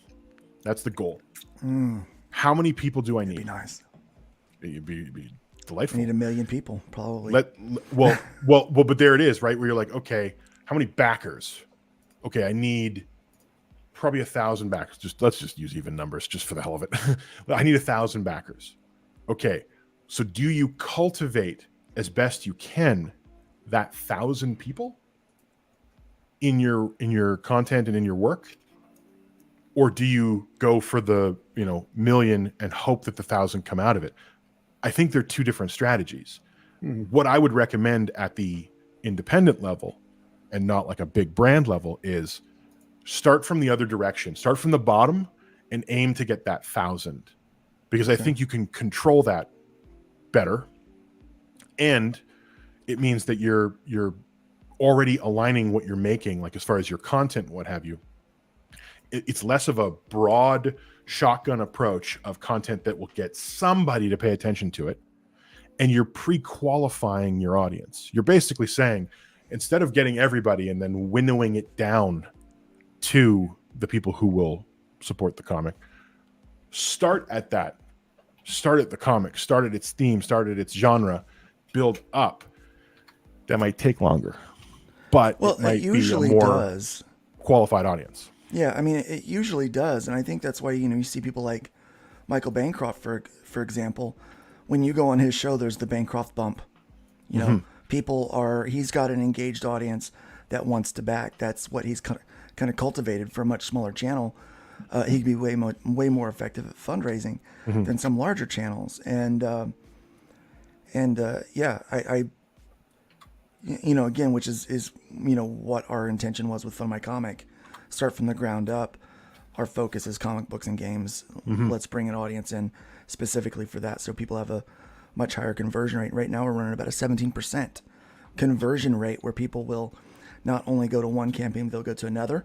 Yeah. And if the campaign has done any good at selling itself, they will also back that campaign. So it's funny, that reflects something that people don't talk about. There's a hidden metric in YouTube. It's not hidden. You can find it. It's not like they don't show it to you. People don't think about it very often. But I actually think it's true across. It's one of those like universals that people don't think about very often. The most successful thing you could do on your YouTube channel to get the algorithm to pay attention to it and start blasting you to everybody. And I think this reflects something with what you're talking about. I forget the name of the metric, but it's about concurrent view. What it refers to is it's a ratio of how many consecutive videos of yours did somebody watch. Yeah. And literally, this goes back to the 4% thing. It's so rare to get people to watch one of your videos and then watch a second that YouTube looks at 1.2 as like huge. It is huge. Yeah. It's a pretty big huge. thing. But one of the things that I was saying in the old job I was doing was, I'm like, guys, why aren't we building multi-video chains and putting them like at the end of the first one, just put the end card to the next one, like build your content in that line. So there's this new YouTube channel. Like, I guess it's relatively new. It doesn't have a lot of videos, but basically what they do is they take a comedian, they put them in some kind of makeup. They don't know what they're being made up as. Then they get to look in the mirror and they have to create a character. And then the host, the very important person channel, the very important person, yeah. And then they will interview them, and it's hilarious. But you want that they don't post the whole interview in one. It's all shorts. It's all these short little videos. They do post them in shorts and uploads. And so what was funny when you're talking about, you know, taking and how do you make money? Randy often says, you know, how do you make $1 million doing comics? He goes, start with 4. 10. And start with 10. That's more accurate. It was so funny because one of those clips the other day was, you know, she's interviewing this guy and he's like, yeah, I found $100,000. And he goes, yeah. And he goes, and I invested it. Yeah, I found it in the park. And I invested it and I turned that into $16,000. And I'm like, that's what life of making comics feels like. Sometimes you take all of this investment and what comes out, it's like, wow, I lost money on this. But you know, I think the majority of the people that watch this show will find their way here to this are probably looking for those answers and hearing building from the ground up being a more successful route that might take longer might be encouraging to them. I hope so. And you know, so Nick Axe, I've been talking with him about his eventual campaign. You know, he's working on RJ's CROM the Destroyer book right now, but he's got his own book planned. And he didn't agree to this. I just said it to him. I was like, you know, you should put a 6-month block aside before the campaign launches. And that 6-month block is entirely about building audience and showing them parts of the campaign. You know, like one of the things I recommended after a discussion in another stream was like, do you do a digital ash can? Do you do like an 8-page story, like a mini story, so that you give away? And the whole point here, you know, whatever the tactics are, there's plenty of tactics, and we could talk about tactics for days. But the idea is, if you know that the 4% is hanging over your head, and hopefully you can make it better. You know, hopefully you can make it 10%. But if that's hanging over your head, and you want 100,000 campaign, and you need 1,000 backers for it, how many people do you need in your audience before you launch to get that 1,000? There's a whole bunch. A whole bunch, right? And these are just round numbers, right? So it might be that somebody's like, oh, I need 250. And the other side of this discussion is product mix. And we can get to that. But product mix is going to be a part of it because that's the multiplier for however many people. But let's say 250 is what you need. You figured, okay, I'm selling my book at this price. And if 250 people get the book at that price, I'll get the money I need to make it a successful campaign, to pay an artist, to pay myself, and to come out on the other side of that with some momentum. Great. That's 25,000 people-ish, you know, kind of thing. But not quite that, but doesn't matter. There is an audience then to get to, right? You have a target, right? You have a goal. If you don't have any goal and you're not cultivating an audience at all, well, what could anyone expect to come out of their campaign after they launch? Right, exactly. So you mentioned sharing the campaign. That's the reason why we worked in one of the features to Fund My Comic, where once the campaign is built, it's viewable. It's completely viewable to the public. It just says approved, but not yet launched. But not yet launched, yeah. I saw a couple last night. So it's only going to start on that day. And so when people get me to that point, we will throw them up on the featured so people can get excited about those. And it's not the same as a mailing list. I really believe that you should cultivate your mailing list separate from your campaign page. I agree. I really, really do. Because I think, a landing page for emails that you can manage is best instead of making or allowing me to manage it, because then you can't use it for anything that is not my company related. Right? And that's becoming far more strict this year. Yeah, just so very everyone much. knows. They're Very getting much. like Google and Yahoo and all these guys are putting out email guidelines and like expectations and security that is going to get weird as hell. So yeah. Control your list. So you want to control your list, but you also want to allow people to go look at the campaign for excitement. Oh, what you've got on there, and do regular updates. Feel free to update it regularly, but please. So here's the product mix. Get feedback on what the product mix is, right? And we'll get to product mix here in just a moment. Okay. I want to ask a quick question about branding. Right now, if you go to YouTube, you're going to see tons of videos. What's his name? Gary V and some of those other people, and they will talk about branding and branding and branding and branding. I have my own views on branding and how important it is. And I'll just say that, as a designer, a guy that did this, I don't think that branding is your logo. I think your logo is whatever is nice. Your branding is your values, right? So how important is branding in this setting up your audience? Do you need your branding first? Do you work on branding after? How do you really establish what your branding is? Yeah, I mean, this comes back to that whole problem of what is it and why do I care, right? If people don't know what it is, right? Same issue. And I think you're right that like a great logo's, all fine and dandy, what have you. But what is the Nike logo? And I don't know if anyone's ever heard of what they thought the Nike logo, like when it was designed, what they considered it. It's what they thought the visual representation of the sound of your shoe hitting pavement was. Yeah. And you're like, oh, you guys do acid. Okay. Yeah. Like, what?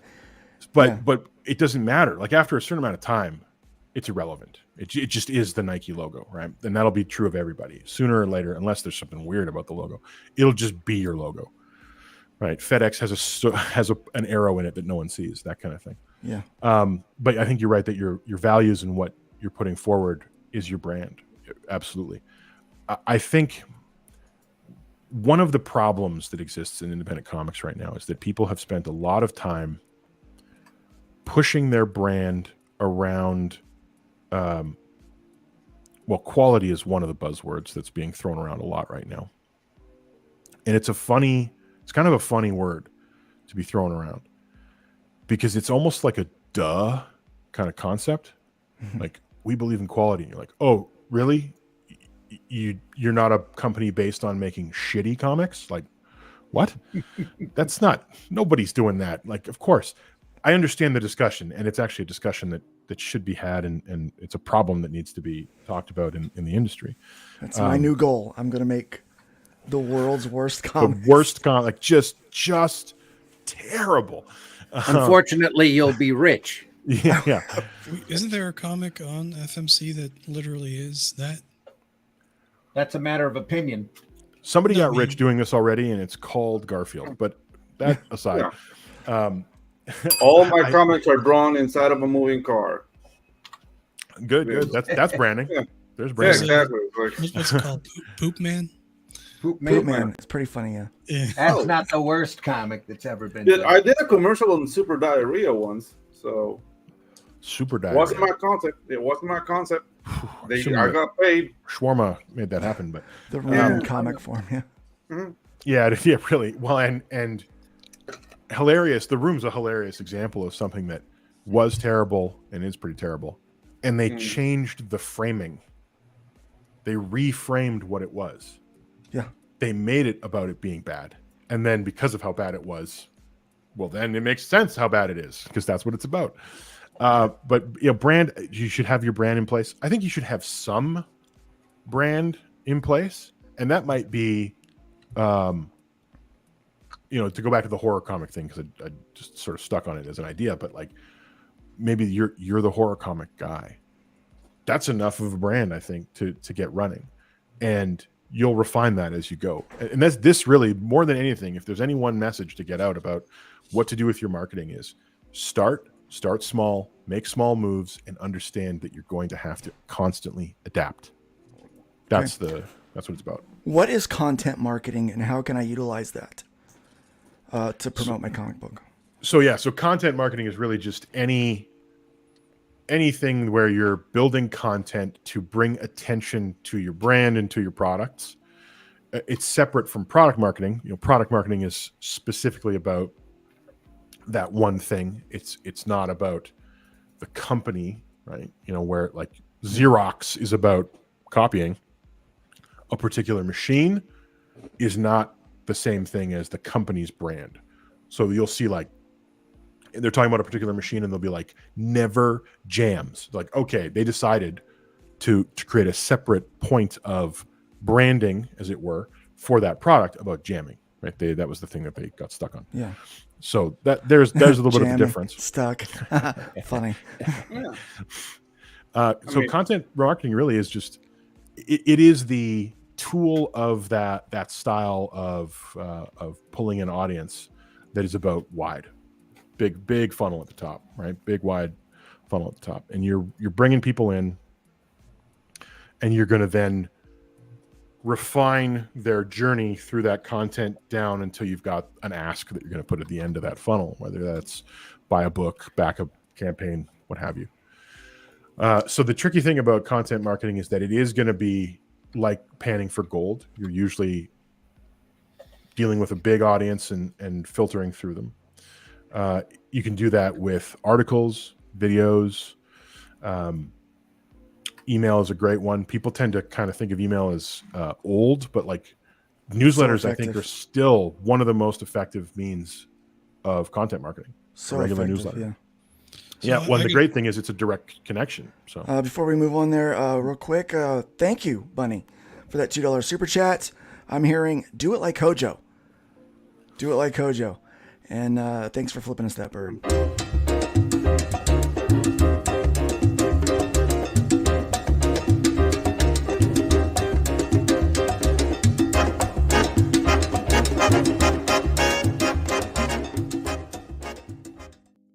We really appreciate your generosity. Go ahead. All right, so I got a question. If since we're running pretty close to the 2 hour mark here, if you could sum up the 5 most important things that a small creator can do, or comic creator can do in the indie sphere, and just list them off, as succinctly as possible or as quickly as possible, what would those be? And so first, build a lean marketing plan or a lean business plan. A full business plan can feel like you're Sisyphus pushing a rock up a hill. It's also probably not going to be that necessary or useful, because there's a whole bunch of stuff in a full business plan that you don't know yet or won't do you any benefit. So a lean business plan is going to be about defining a target audience and coming up with a marketing and communication plan, by and large, and probably a bit of a thought on your product, but your product is probably pretty obvious. So yeah, a lean business plan. Build a home. So have a landing page, have somewhere for people to end up, right? And hopefully that somewhere should be something that pulls in emails, something along those lines, capture people, essentially. Have some goals. One of the things that when I look at a lot of campaigns, it feels like somebody came up with an idea for a book, and then the campaign is like, that's just the thing that'll get it done, that'll get people to come at it. So there's no goals as far as how many people do you need, how much money do you want to make, is this a part of an ongoing strategy? Like, is this going to be the first thing you do as a business? Is it a hobby? So just establishing some goals that can come out of your lean business plan, or will be informed by it at least, is just going to help dictate when you do things, how you do them, what you need. It's just some direction. So yeah, lean business plan. Have a place for people to land. Have some goals.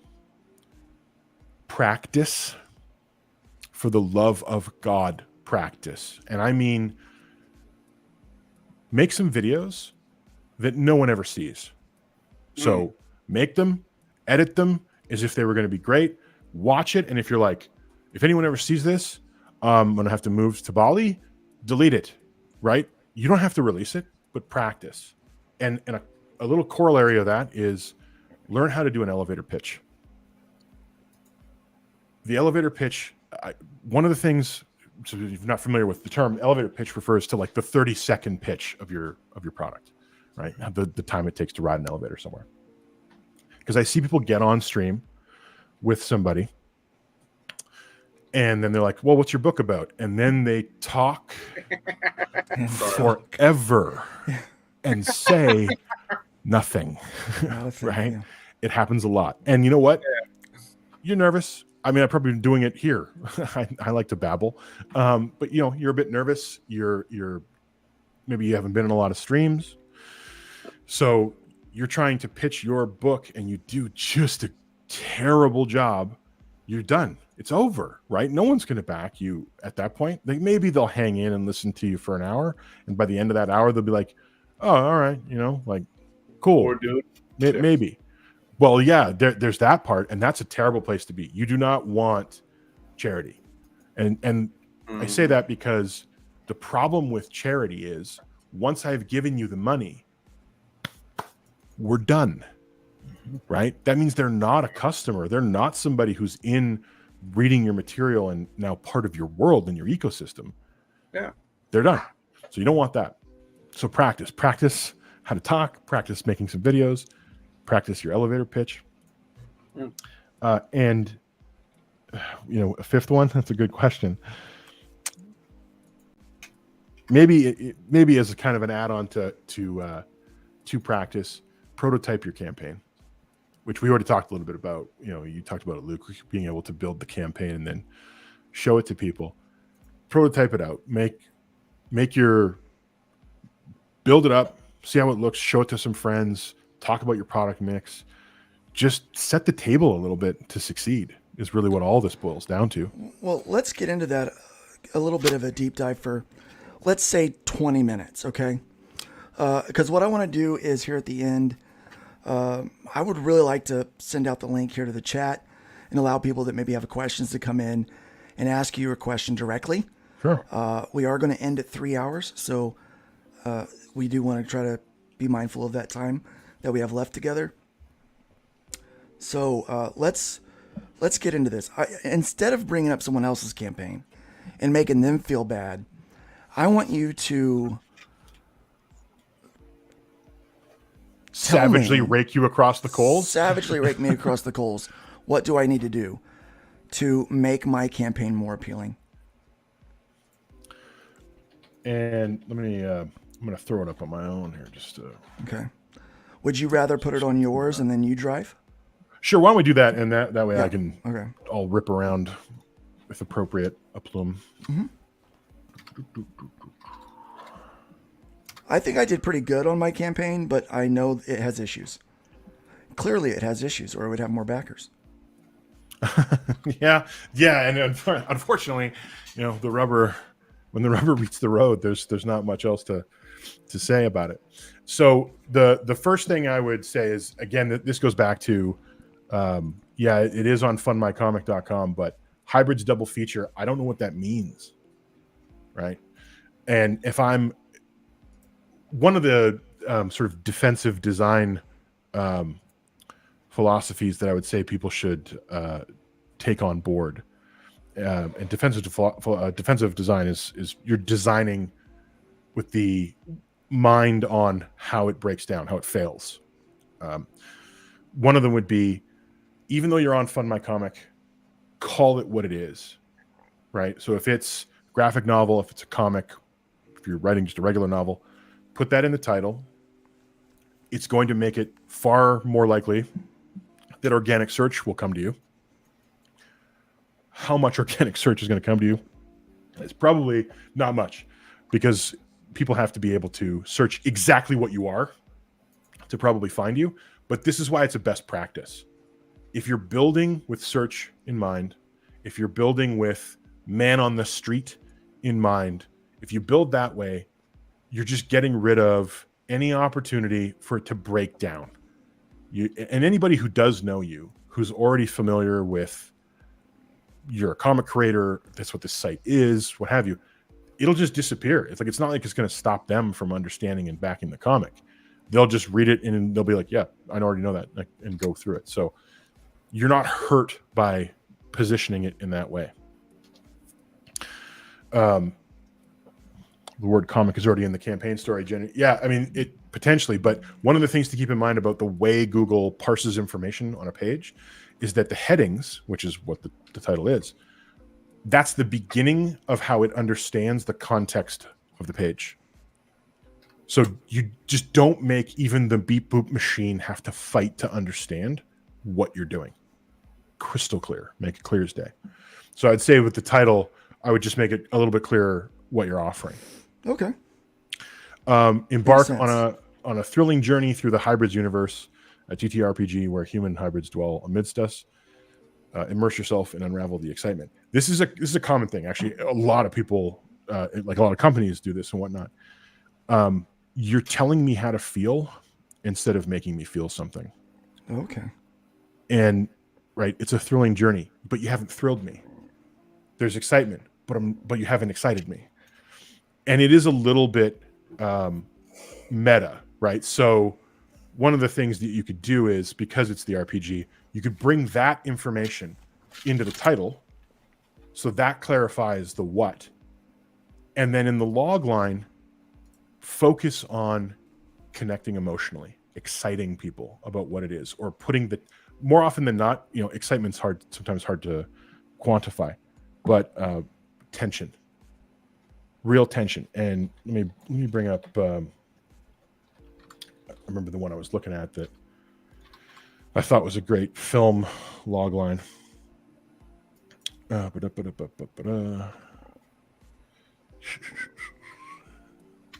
it is.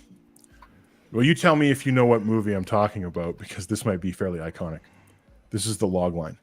The aging patriarch of an organized crime dynasty transfers control of his clandestine empire to his reluctant son. Oh, that's got to be Godfather. Yep. Yeah. That's how clear that was. But if you look at that's a sentence, right? Aging patriarch. So that tells us something about him.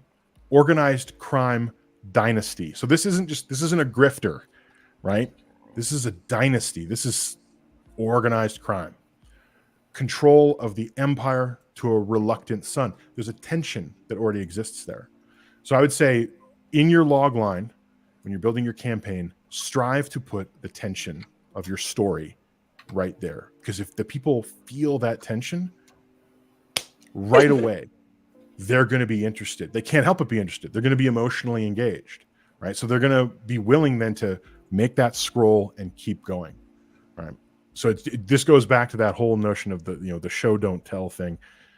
Telling people that something, I hate it when movie trailers do this. They're like, it's a raucous comedy. And you're like, why are you telling me something that it's a raucous comedy instead of making me laugh?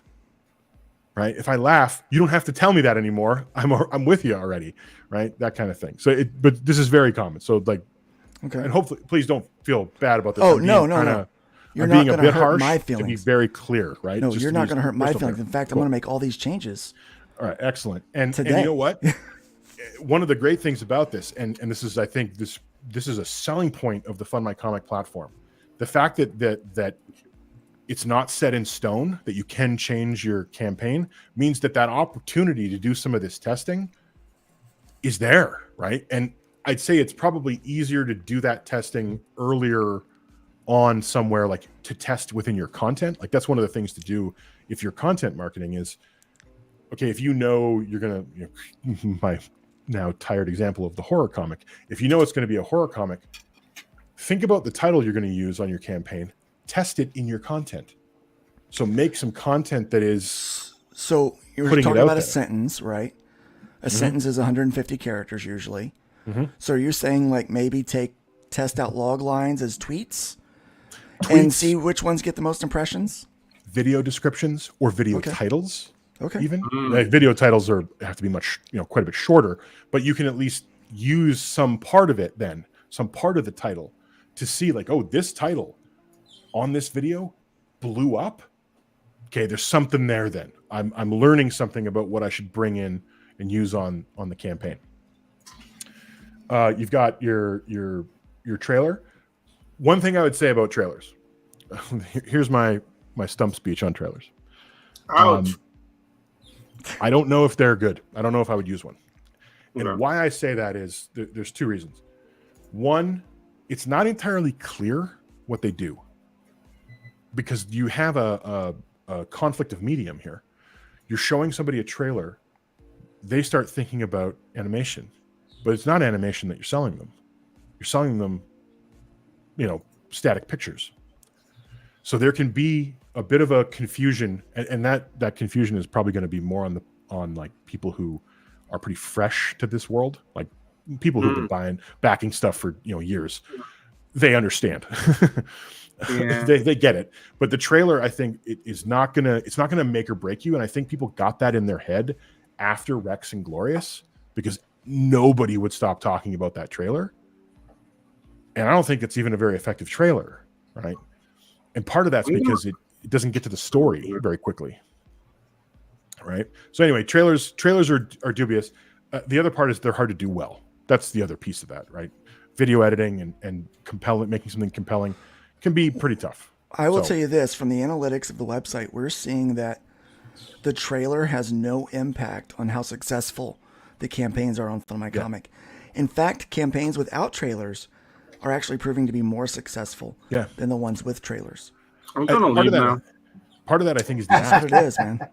I think part of it's the ask, right? When you're asking somebody to watch a trailer, you're like, I demand a minute of your time. Yeah. Whereas when someone's just scrolling down the page, they only need, 15 seconds. Yeah. Yeah. And so then if you've won them in that moment, you're done. Whereas the trailer, you might not be able to win someone until you get to the very end of that trailer, which is a badly made trailer. 40 seconds, yeah. Yeah. So it's the friction problem again, right? You're asking more and more from people. How come I just see Genuine's question, how come that every crowdfunding platform? Because that works for their brand. I got to tell you guys, pink and green, they don't care about you. Yeah. I don't mean to be a dick, but I spent a whole bunch of time on the green, or was it the green one? I don't remember. I can't keep track of colors, but I spent a whole bunch of time looking at how they advise people to build campaigns. All of it is terrible. Their advice is awful. And what's crazy about all of it, here we go. I'm going to put on my tinfoil hat right now. Warning, conspiracy man tinfoil hat is going on for a very brief period of time. I cannot help but think that the ESG problems have infiltrated them when all of their advice is about you. What matters to you? What do you care about? What should you say to get people to look at your campaign? It's not about you. Nothing that you sell is about you. It's about the audience. So the fact that they're so obsessed with talking about you, the creator, is really dubious to me. It's like they have absolutely no business sense whatsoever. So the tinfoil hat off. I would say this about trailers. I think we could probably do 3 hours on just what makes an effective trailer. Yeah. If you're going to use one, what you should put in it. I see a lot of mishaps with that. Yes, totally. I agree 100%. Here's my, if we can, and I'm happy to come back and talk about that, but here's my pocket analysis or recommendation. Here's the recommendation I would make to anybody if you want to know about a great short trailer. Watch the Batman Begins teaser trailer. It's the one where Bale is saying, the night my parents were killed, I caught a glimpse of something. I've spent my whole life looking for it. Watch that. It's like 40 seconds long. And if you pay attention to the words he's saying, it's amazing how much information they convey and the tension that they build in that 40 seconds. It's a masterclass to just watch and pay attention to. So if you're out there and you're thinking about trailers, check it out. Dave has a good point here. Imagine having a show with 5 guests and no one has a trailer for their campaign. it's pretty boring and won't help create interest. I think the trailers are really good for this a video platform, right? I think that trailers are needed, but I think we're utilizing them in the wrong way. There's another part to that too. Again, I think we could do 3 hours on just trailers and how to best utilize them. I feel like my business has been destroyed today. No, not destroyed. Not destroyed. There's a better way to utilize your skills. There you There's go. part of a reason though. There's part of a reason why you say it'd be pretty boring. Part of that is because people don't know how to pitch. Oh. Yeah. If you could pitch, you're creating the interest. That's the point of the pitch. So I don't disagree that a trailer can be useful in that way. Absolutely, it's just hard to make good ones. It's learning to be engaging on stream. Yeah, which goes back to the practice. You've got to practice. Yeah. What is could you give us an example of a good pitch, like something you've seen? Like, have we covered that? He's getting there. Yeah, I mean, one that I could recommend checking out. Something that says it all. Yeah, okay. Actually, it's not a pitch. It's the beginning of a TED Talk, and I forget his name. He has a goofy name. I know that guy. Yeah, goofy name. I'm just looking him up. Yeah, Goofy Pants. Chip Kid. Chip Kid. And it's called Designing Books is No Laughing Matter. Yeah.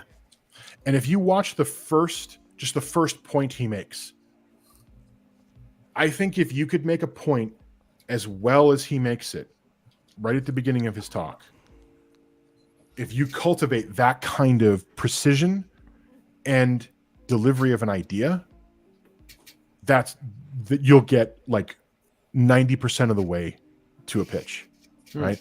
Pitching is kind of funny because part of what you have to do is understand who you're pitching to. And in the world of the elevator pitch, like where that term even first originated, it was pitching to VCs. And that term got really super popular back in the original crowdsourcing days. And that was with, a lot of the magnates of VC-dom. I can't remember, the Gary something or other, not V, there was another guy. But it was all about the elevator pitch. But he was an angel investor. So for him, the form of the pitch was that he had to know that you had something useful and that people would want it in the pitch. Well, that's useful to an investor. It's not useful to an audience, right? The audience needs to know why they should care, right? What connection do they have to it? I would recommend checking out the Batman Begins teaser trailer. It's so good at what it gets you to care about right away. And the end kind of doesn't make sense. Like the button is a little weird, but by the time you get there, what they do in that 30, 40 seconds is so powerful. So I got two questions there. First, what's a button, if you could sum that up? And second question is, what's better, a long drawn out campaign, like, or advertising kind of thing, or short and sweet, explosive, everything in like 5 seconds? I guess with that, I don't know what you mean. Like, what would the difference would be? Like, is there an example that you would have? Well, like, is it more detrimental to like have something, lots of information over a long period of time, or pertinent information over a short period of time? Like, I'm gonna take over for just a second. Hold on, I think about that answer. I'm gonna take over for just a second. Campaigns without trailers that have done really well on Fund My Comic include, Reenies. So if we go and we look at Fiendish, it raised $38,000. There's no trailer. Another one without a trailer would be Scribbles. Yeah, that's Kelsey's, right? It has raised $21,000, no trailer. So far, the highest grossing or the highest raised campaigns on Fund My Comic have not had a trailer. There are several. Sorry. Yeah. And I think no trailer is better than a bad trailer. Yes. Not listening. I'm working on a trailer right now. And to be taken seriously, what does that mean, right? Because that sounds like what you're talking about is that inside the community of creators, you won't be taken seriously, which means you won't like get on streams or something. I think is the point you're making, Genuine. Yeah. And that's I think a well-made point. But to your point, Luke, bad trailer will only hurt you, and it will not yield the excitement and what have you that you're looking for out of a trailer. I'm not poo-pooing that you should or shouldn't have one. If you can make a great one, awesome. But there's still the question of what is it doing to the audience, and more importantly, taken seriously. Stop thinking about that for a second and think, what does the audience want? Right. And do we understand this audience right now? And I would say, not really. I've been paying attention to this now for probably going on almost 4 years, just lurking for a long time before I said anything, just trying to wrap my head around what's going on in independent comics. We might I think we're be selling... just starting to see the horizon of what data can tell us, and what, like, your platform, Luke, I think will be invaluable in terms of like what can it tell us about buyers. Right. You know, the argument is both of those people have platforms, but that's true. They do have platforms, which goes back to the building an audience. Mm-hmm. And then their campaign really just says what it is, right? So they've done their homework and selling sold those things. They've already sold the book, right? I think what we run into is we have gotten trained to sell to each other. Yeah. And not to the general audience. Yep. We are, and it goes true for publishers. They're selling to Diamond. They're not selling to the retailer or to the customers that the retailer has. Yeah. And this is what caused Marvel and DC's meltdown to begin with. Yeah. Right. They're not listening to the audience.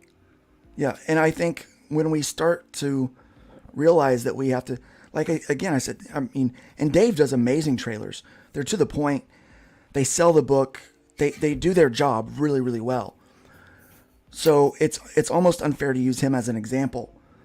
But there are, and I don't want to bring him up because I don't want anyone to feel bad, but there are a lot of really bad trailers that are a minute long, 2 minutes long, sometimes even longer, on Fund My Comic that do nothing to sell a book. Mm-hmm. In fact, they do more to send people away from the campaign than anything else. And so your trailer has to be on. And I really think trailers should be short and sweet, and I think that they should be used as sponsorships on shows like this. Hey, will you play my trailer? It is not possible. It is not humanly possible to be on every stream that's out there. Yeah. Mm-hmm. Right? But it is possible to talk the host into playing your trailer for a month, especially if it's a short trailer. And, it's like, well, today's episode brought to you by such and such, right? Or whatever. There are so many different ways to do that. And keep in mind that means too, like, the handy thing about that is that's a pre-qualified audience. The people watching those streams, they're already thinking about comics. They're already readers. They're already looking to back stuff that's awesome. Yeah. So you part of where I'm going with, the philosophy that I'm building, is that you want to build for people who maybe have never bought a comic before in their lives. Yeah. Are they going to buy? That is a very difficult conversion. That's very, very hard. But if you build with that person in mind, you're already covering everybody else, because you're starting right down at the bottom and coming up. And I've never seen a campaign where I'm like, the fact that someone told me it was a comic bothers me. It's just clarity. It's just more clarity. So this goes back to understanding, what does I don't know what trailers do. That's the biggest issue, right? The data is just not very clear on it. Dave, I sense your sarcasm. I really do, and I want I appreciate it. I appreciate it. But the point that we're really making is that a poorly done trailer makes no sense. I think a poorly done trailer will do. There's so many ways to hurt yourself. Will hurt you more than just having no trailer at all. So as to Crom's point here, and is it? I guess is it okay if I just mention, because it's really pertinent to the thing. It's the title of my book, which is Driftwood, a story about necromancers. I should probably change that to a comic about necromancers. Yeah. Yeah. All right. Go ahead and roast me a little bit more on this. Try to do it quickly. I'm going to send out. Yeah. While you're doing that, I'm going to pop this link in the chat for the next 20 minutes or so. If someone has a question that you would like to ask CROM, you feel free to come on and you can ask that live, and we'll get an answer for you. And I don't know if we said hello to Pixel Trader, who's with us now. Hey, Pixel. Welcome, Hope Pixel. you're doing all right. Hey. Yeah, sorry, I was running late this morning. Not a problem. That's all right. Nice to have you aboard. I'm depressed now, so take it over, Pixel. Yeah, just to get back to the campaign here, what I would say is like you have yet to tell me the story, and what I would say, like I went through this on the recampaign video, is that the log line, I think, is where you open the emotional connection, and then I would bring in, before anything else, bring in a bit more of the story, a bit more of what it's about, of the character to attach to, close the loop, as it were, on that emotional connection, give people some grounding so they know something about the character, something about the challenge inside that world, a little bit about the world would be good. Do that first and then get to this information, because this is kind of meta information about the comic or about the graphic novel,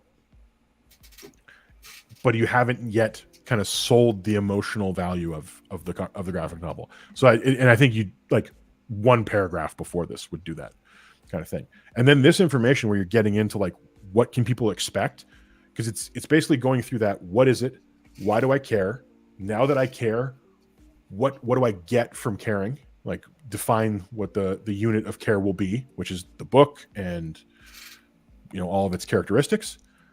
And then at that point, I think by and large, you've almost finished the roller coaster ride. Like you can get into art and material, like, the cover, like this good stuff, then you can get into that. And I think at that point, your job's done. The only other comment I would make is I wouldn't add too much in. Like I've been on, I think I mentioned it in the video, watching Bancroft launch a campaign once. He saw something interesting and he was trying to find it again, and he was doing this. For like almost 30 seconds, because there was so much stuff in the campaign, he lost where he was in it. Let's talk about product mix for confusing. A second. Yeah, totally. Yeah. So product mix for sorry, I didn't answer one of the questions about button. Sorry, when I use that term, button is what the term I use for the end part of really anything, like an article, a video, or what have you. Wrap it up, like make a point at the end of whatever you've done that brings everything before it together into a single idea. That's just the button, as it were, right? So product mix. It's funny. I've done 12 campaigns so far of breaking down their product mix and their backers, which has been painful as hell, because the platform, we will call it the platform where people put their comics for crowdfunding, getting data off of that. I don't know what it's like from the creator side of things, but looking at it from the outside feels like smacking your head in a door over and over again. But product mix refers to these on the side for anyone who's wondering. What are the packages that you're offering? And I would say that the one that I see often, I think Rini did this, and I think Shane Davis did it, where they put, I think the top one was what they thought would be the best, or what they thought would be the winner, or maybe the one they wanted to sell the most was at the top, and it didn't do as well. Maybe Rini's did. I can't recall now. But part of the problem is sometimes people will put like what they think is like the whole package, right? So it's the book and the variant cover version and a poster and blah blah blah, and it's like $200. That is not good. I say that because having broken down the numbers for these 12 campaigns, and I'm going to keep going. I'd love to talk with you, Luke, about pulling, anonymized data if possible. Yes. For campaigns, because one of the things I think everybody wants to know is how many packages should there be in a campaign? What should the price be at? Which ones succeed? Well, right now, your top one, $25, that's the one I see winning almost on all of them. Between 40 to 60% of all backers are buying the $25 just the book package. Now, on some of them that I was looking at, they had as many as 16 different products on their campaign. Part of the problem there is the design is not one that lends itself well, like no column design lends itself well to comparing all of those. Yeah. So if I was trying to look at 8 of them and know which one is the one that I'm going to buy, that's pretty tough. Yeah. So I'd say, take a page out of it was Graham Nolan, I believe, on his campaign for Joe Frankenstein. He had 4. There were 4, and then there was like a weird one to, I think, buy his wife a glass of wine. So there's 5, but there was 4. They were really straightforward. It was the $25 Nolan cover, the $25 variant cover, both of them. Like if you wanted to just get both of those covers together, and the CGC graded version. That's it. And he sold a lot of them. So I'd say, why keep it sort of simple like this? I would put your $25 guy, your most likely to be purchased by someone guy, at the top, and I would keep it simple, because part of that is about losing that friction. If you've got people who are thinking about backing and they're not diehard backers, like they're more casual comic buyers, part of what will intimidate them is they have no idea how to map the landscape of so many packages. They don't know how to make even a basic comparison of like, what do I want? But if right at the top is the most economic one, which 25 seems to be the winning number, and it's the most straightforward one, you're probably going to get quite a few backers off of people who are like, I've looked at the title, I've looked at the log line, I read a little bit about the story, I'm ready, I just need to push a button. So give them that. Put the most convenient thing right at the top. That's I think there's going to be exceptions to always, of course. Everything. Yeah. I could tell you one right away that I got out of that data. When Rini did Fiendish 2, the winner wasn't the book. The winner was the package, the bundle that had the first book and the second. It was the catch-up bundle. That won. Because people probably wanted both, should become more popular. They didn't get in on the first one. That makes sense. And they wanted to get it all. When I purchased Dave's stuff, I don't. First thing I purchased was the catch-up. Yep. Welcome, T Bunny. So you have a question for CROM? What's up, T Bunny? Yes. Elevator pitches. I suck at elevator pitches. What is your rule of thumb for distilling the information needed in that short phrase? So the important thing is to keep it like under 30 seconds. So give yourself that constraint, and then it's going to take probably a bit of time to work out what's the most salient elements of your story, right? So you want to get the what, just like the campaign. You want to get the what, and you want to get the emotional connection in right away. That's the important part. Where I see people going kind of off the rails when they're in streams is that they won't talk about the core emotional tension of the story. They'll start telling the story. They'll start talking about characters, or they'll start talking about incidents, and they haven't given any of that really any context, right? So the handy thing about the act of figuring out your log line for the campaign is that it gives you the beginning of your pitch, right? Because that's the context you're providing to anybody about it. And from there, like just like working out, how do you put your log line, and then what elements of the story do you write later on in the campaign? That process will help refine the pitch. If you work on your campaign and make that tight, you can get to your elevator pitch and tighten that up as well. Less is more, to use a bit of a trite phrase, but don't get too deep into your story. Stick with high level emotional connection. And if you land it in 10 seconds, land the plane. you don't have to keep going for 30, right? So could I would it be okay if I ran mine past as a tester, or like a yeah, of course. Okay, I think it's fine. Yeah, sure. Okay, so Driftwood story about, comic about necromancers now, poses the question: when the worst possible people need to save the universe. That's it. It's the whole thing. The one thing I would try to get in there with that is why that matters to them.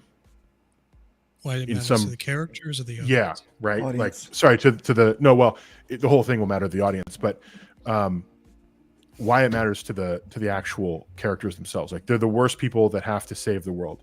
Well, the worst people, why would they try to save the world? Why would they care? Right. But if you can put here I've got my list of log lines open, and I just looked at this one. So here's one that that everybody knows. A 17-year-old aristocrat falls in love with a kind but poor artist aboard the luxurious, ill-fated Titanic. Falls in love is, when you look at the construction of that sentence, you've got aristocrat, kind but poor. So we've got now, what are we talking about? This is a story about class. You're talking about the aristocratic class, a connection to the poor class. This is a very Romeo and Juliet kind of idea. This is what keeps them apart. Love. So love is the motivator. So what I think is missing right now out of what you've just said is, I don't hear the motivator for that group of terrible people.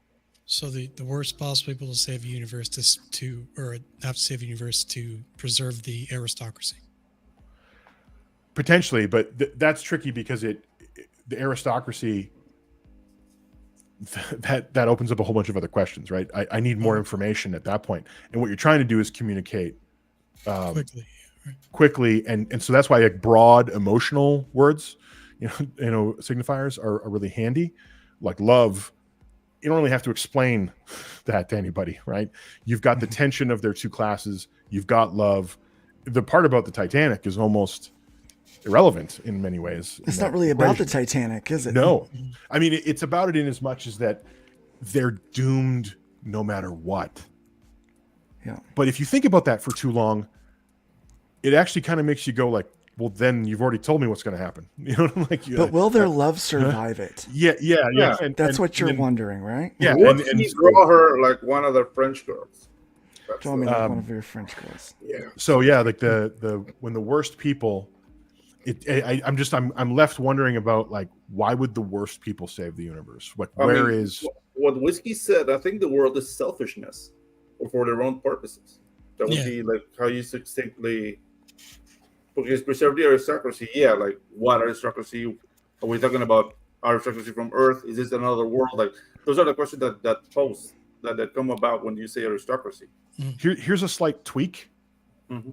This is not very good, but just for the sake of clarity, what happens when the world's worst people become their only hope for survival?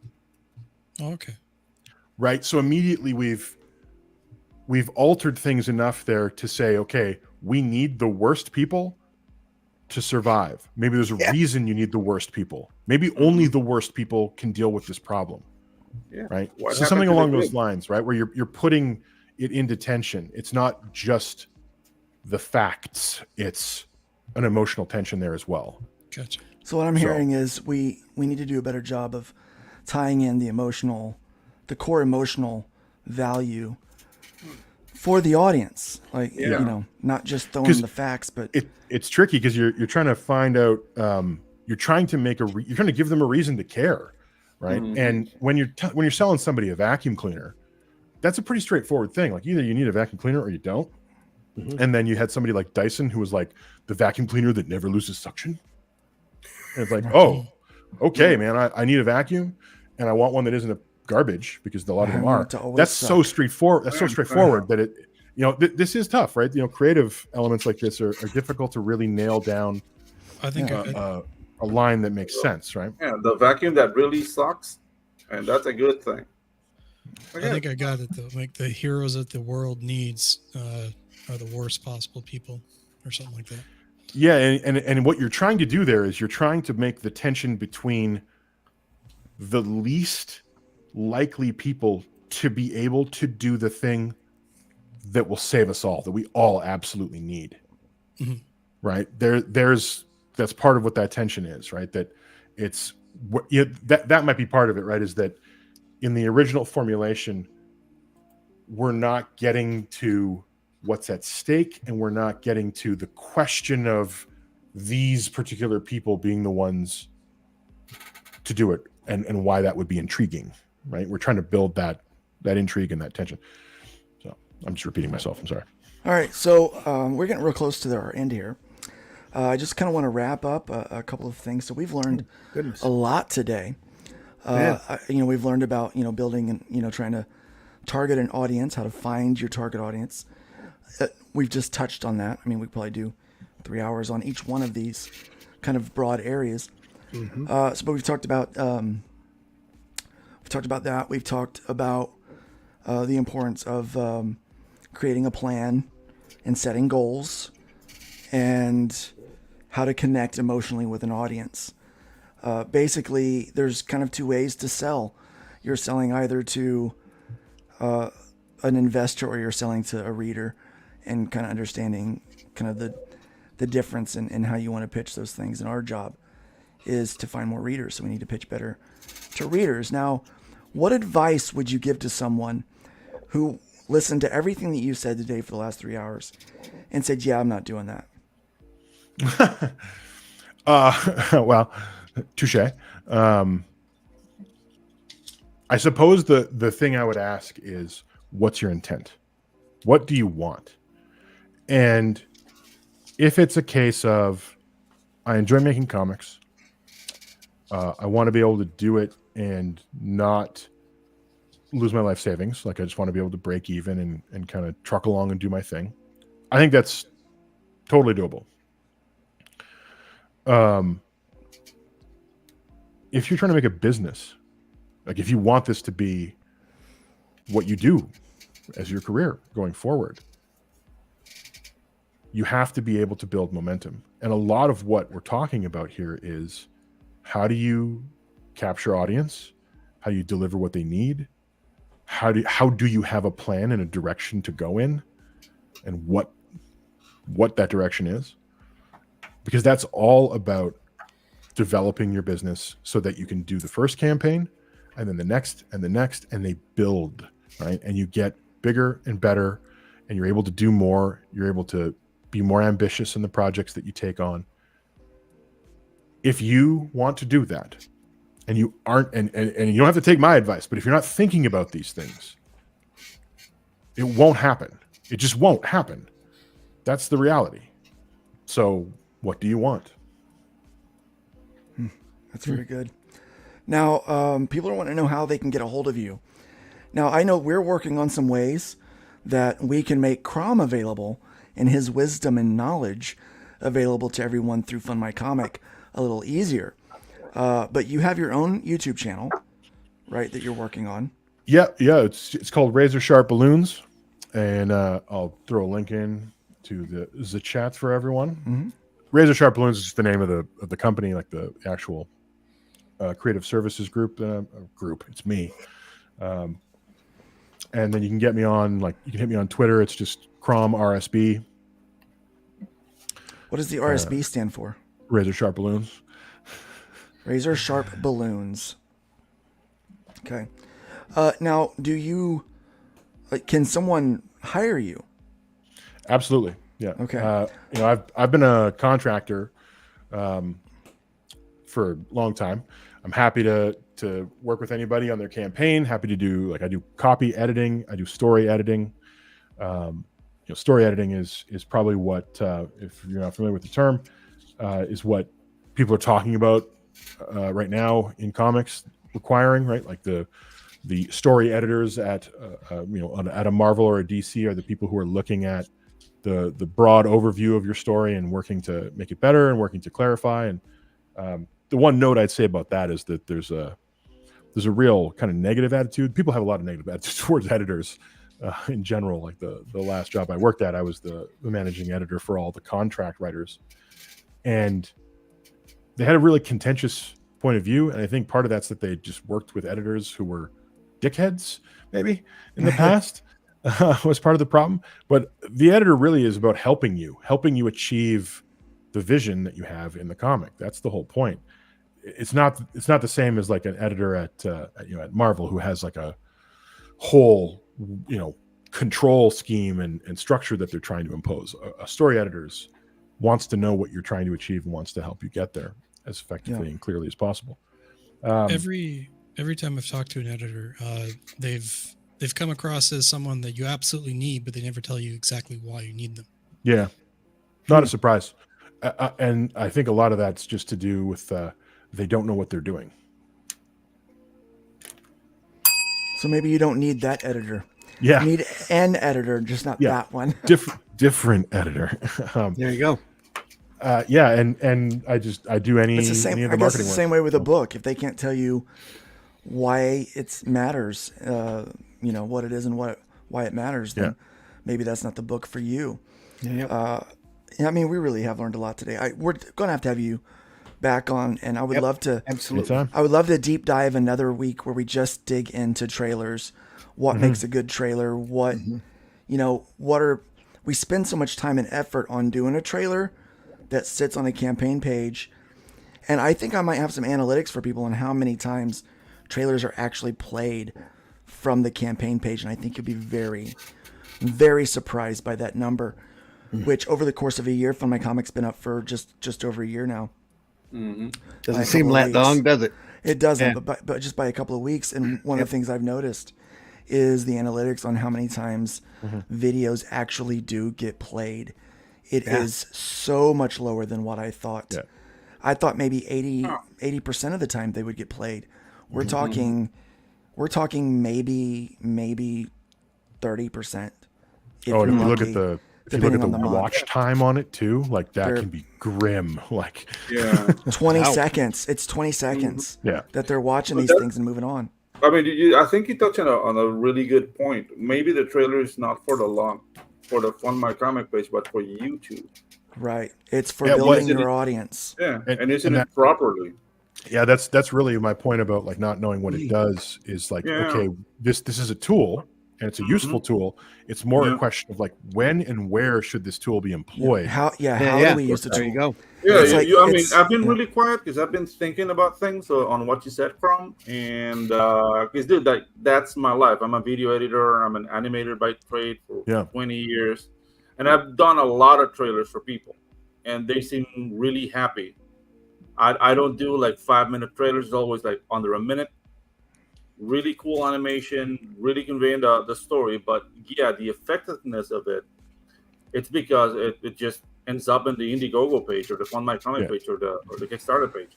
It should be a tool that people use on YouTube. And it should be part of our plan. Like when we're making those marketing plans, those videos should be part of our plan. I have right now, Luke. Well, it's even we've talked about with Arrow Comics using very short trailers that Pedro is going to make for each title. That aren't going on campaign pages. They're going on YouTube shows and things like this. They're going out there to be used as promotional tools. And I think it's, I think we're definitely going to, after the stream, we'll schedule you another week in here. We do have some great guests coming up in the next couple of weeks. We've got Oliver from 656 Comics. Oh, nice. Yeah, so he's going to be coming on, and we're going to be talking with him a little bit more. A lot of really great things going on. Definitely go over to arrowcomics.store. check out what we've got going there. LukeStoneStudios.com. You can get some free digital comics from that website right now. FundMyComic.com. We've got some great campaigns over there. AR-13L is so close to hitting, what, 20,000? 20K, yeah. 20K Yeah, mark. very close. Yeah. So close, yeah. We also have live right now. The Shadow Kingdom The Shadow campaign is Kingdom, well underway. Yep. Go take a look at that great graphic novel off of a story by Robert E. Howard. Artwork by Russ Leach. I've seen behind the scenes and some of that stuff and the amount of passion that those two individuals have put into it, and it's pretty awesome. I'm crazy people. We've got a lot of people that offer a lot of things out there. Whiskey will have some modeling stuff to show off here soon and how we'll utilize it. I'll probably do a video showing how we utilize 3D models that he's built to optimize comic book creation. And Pedro does videos in animation school.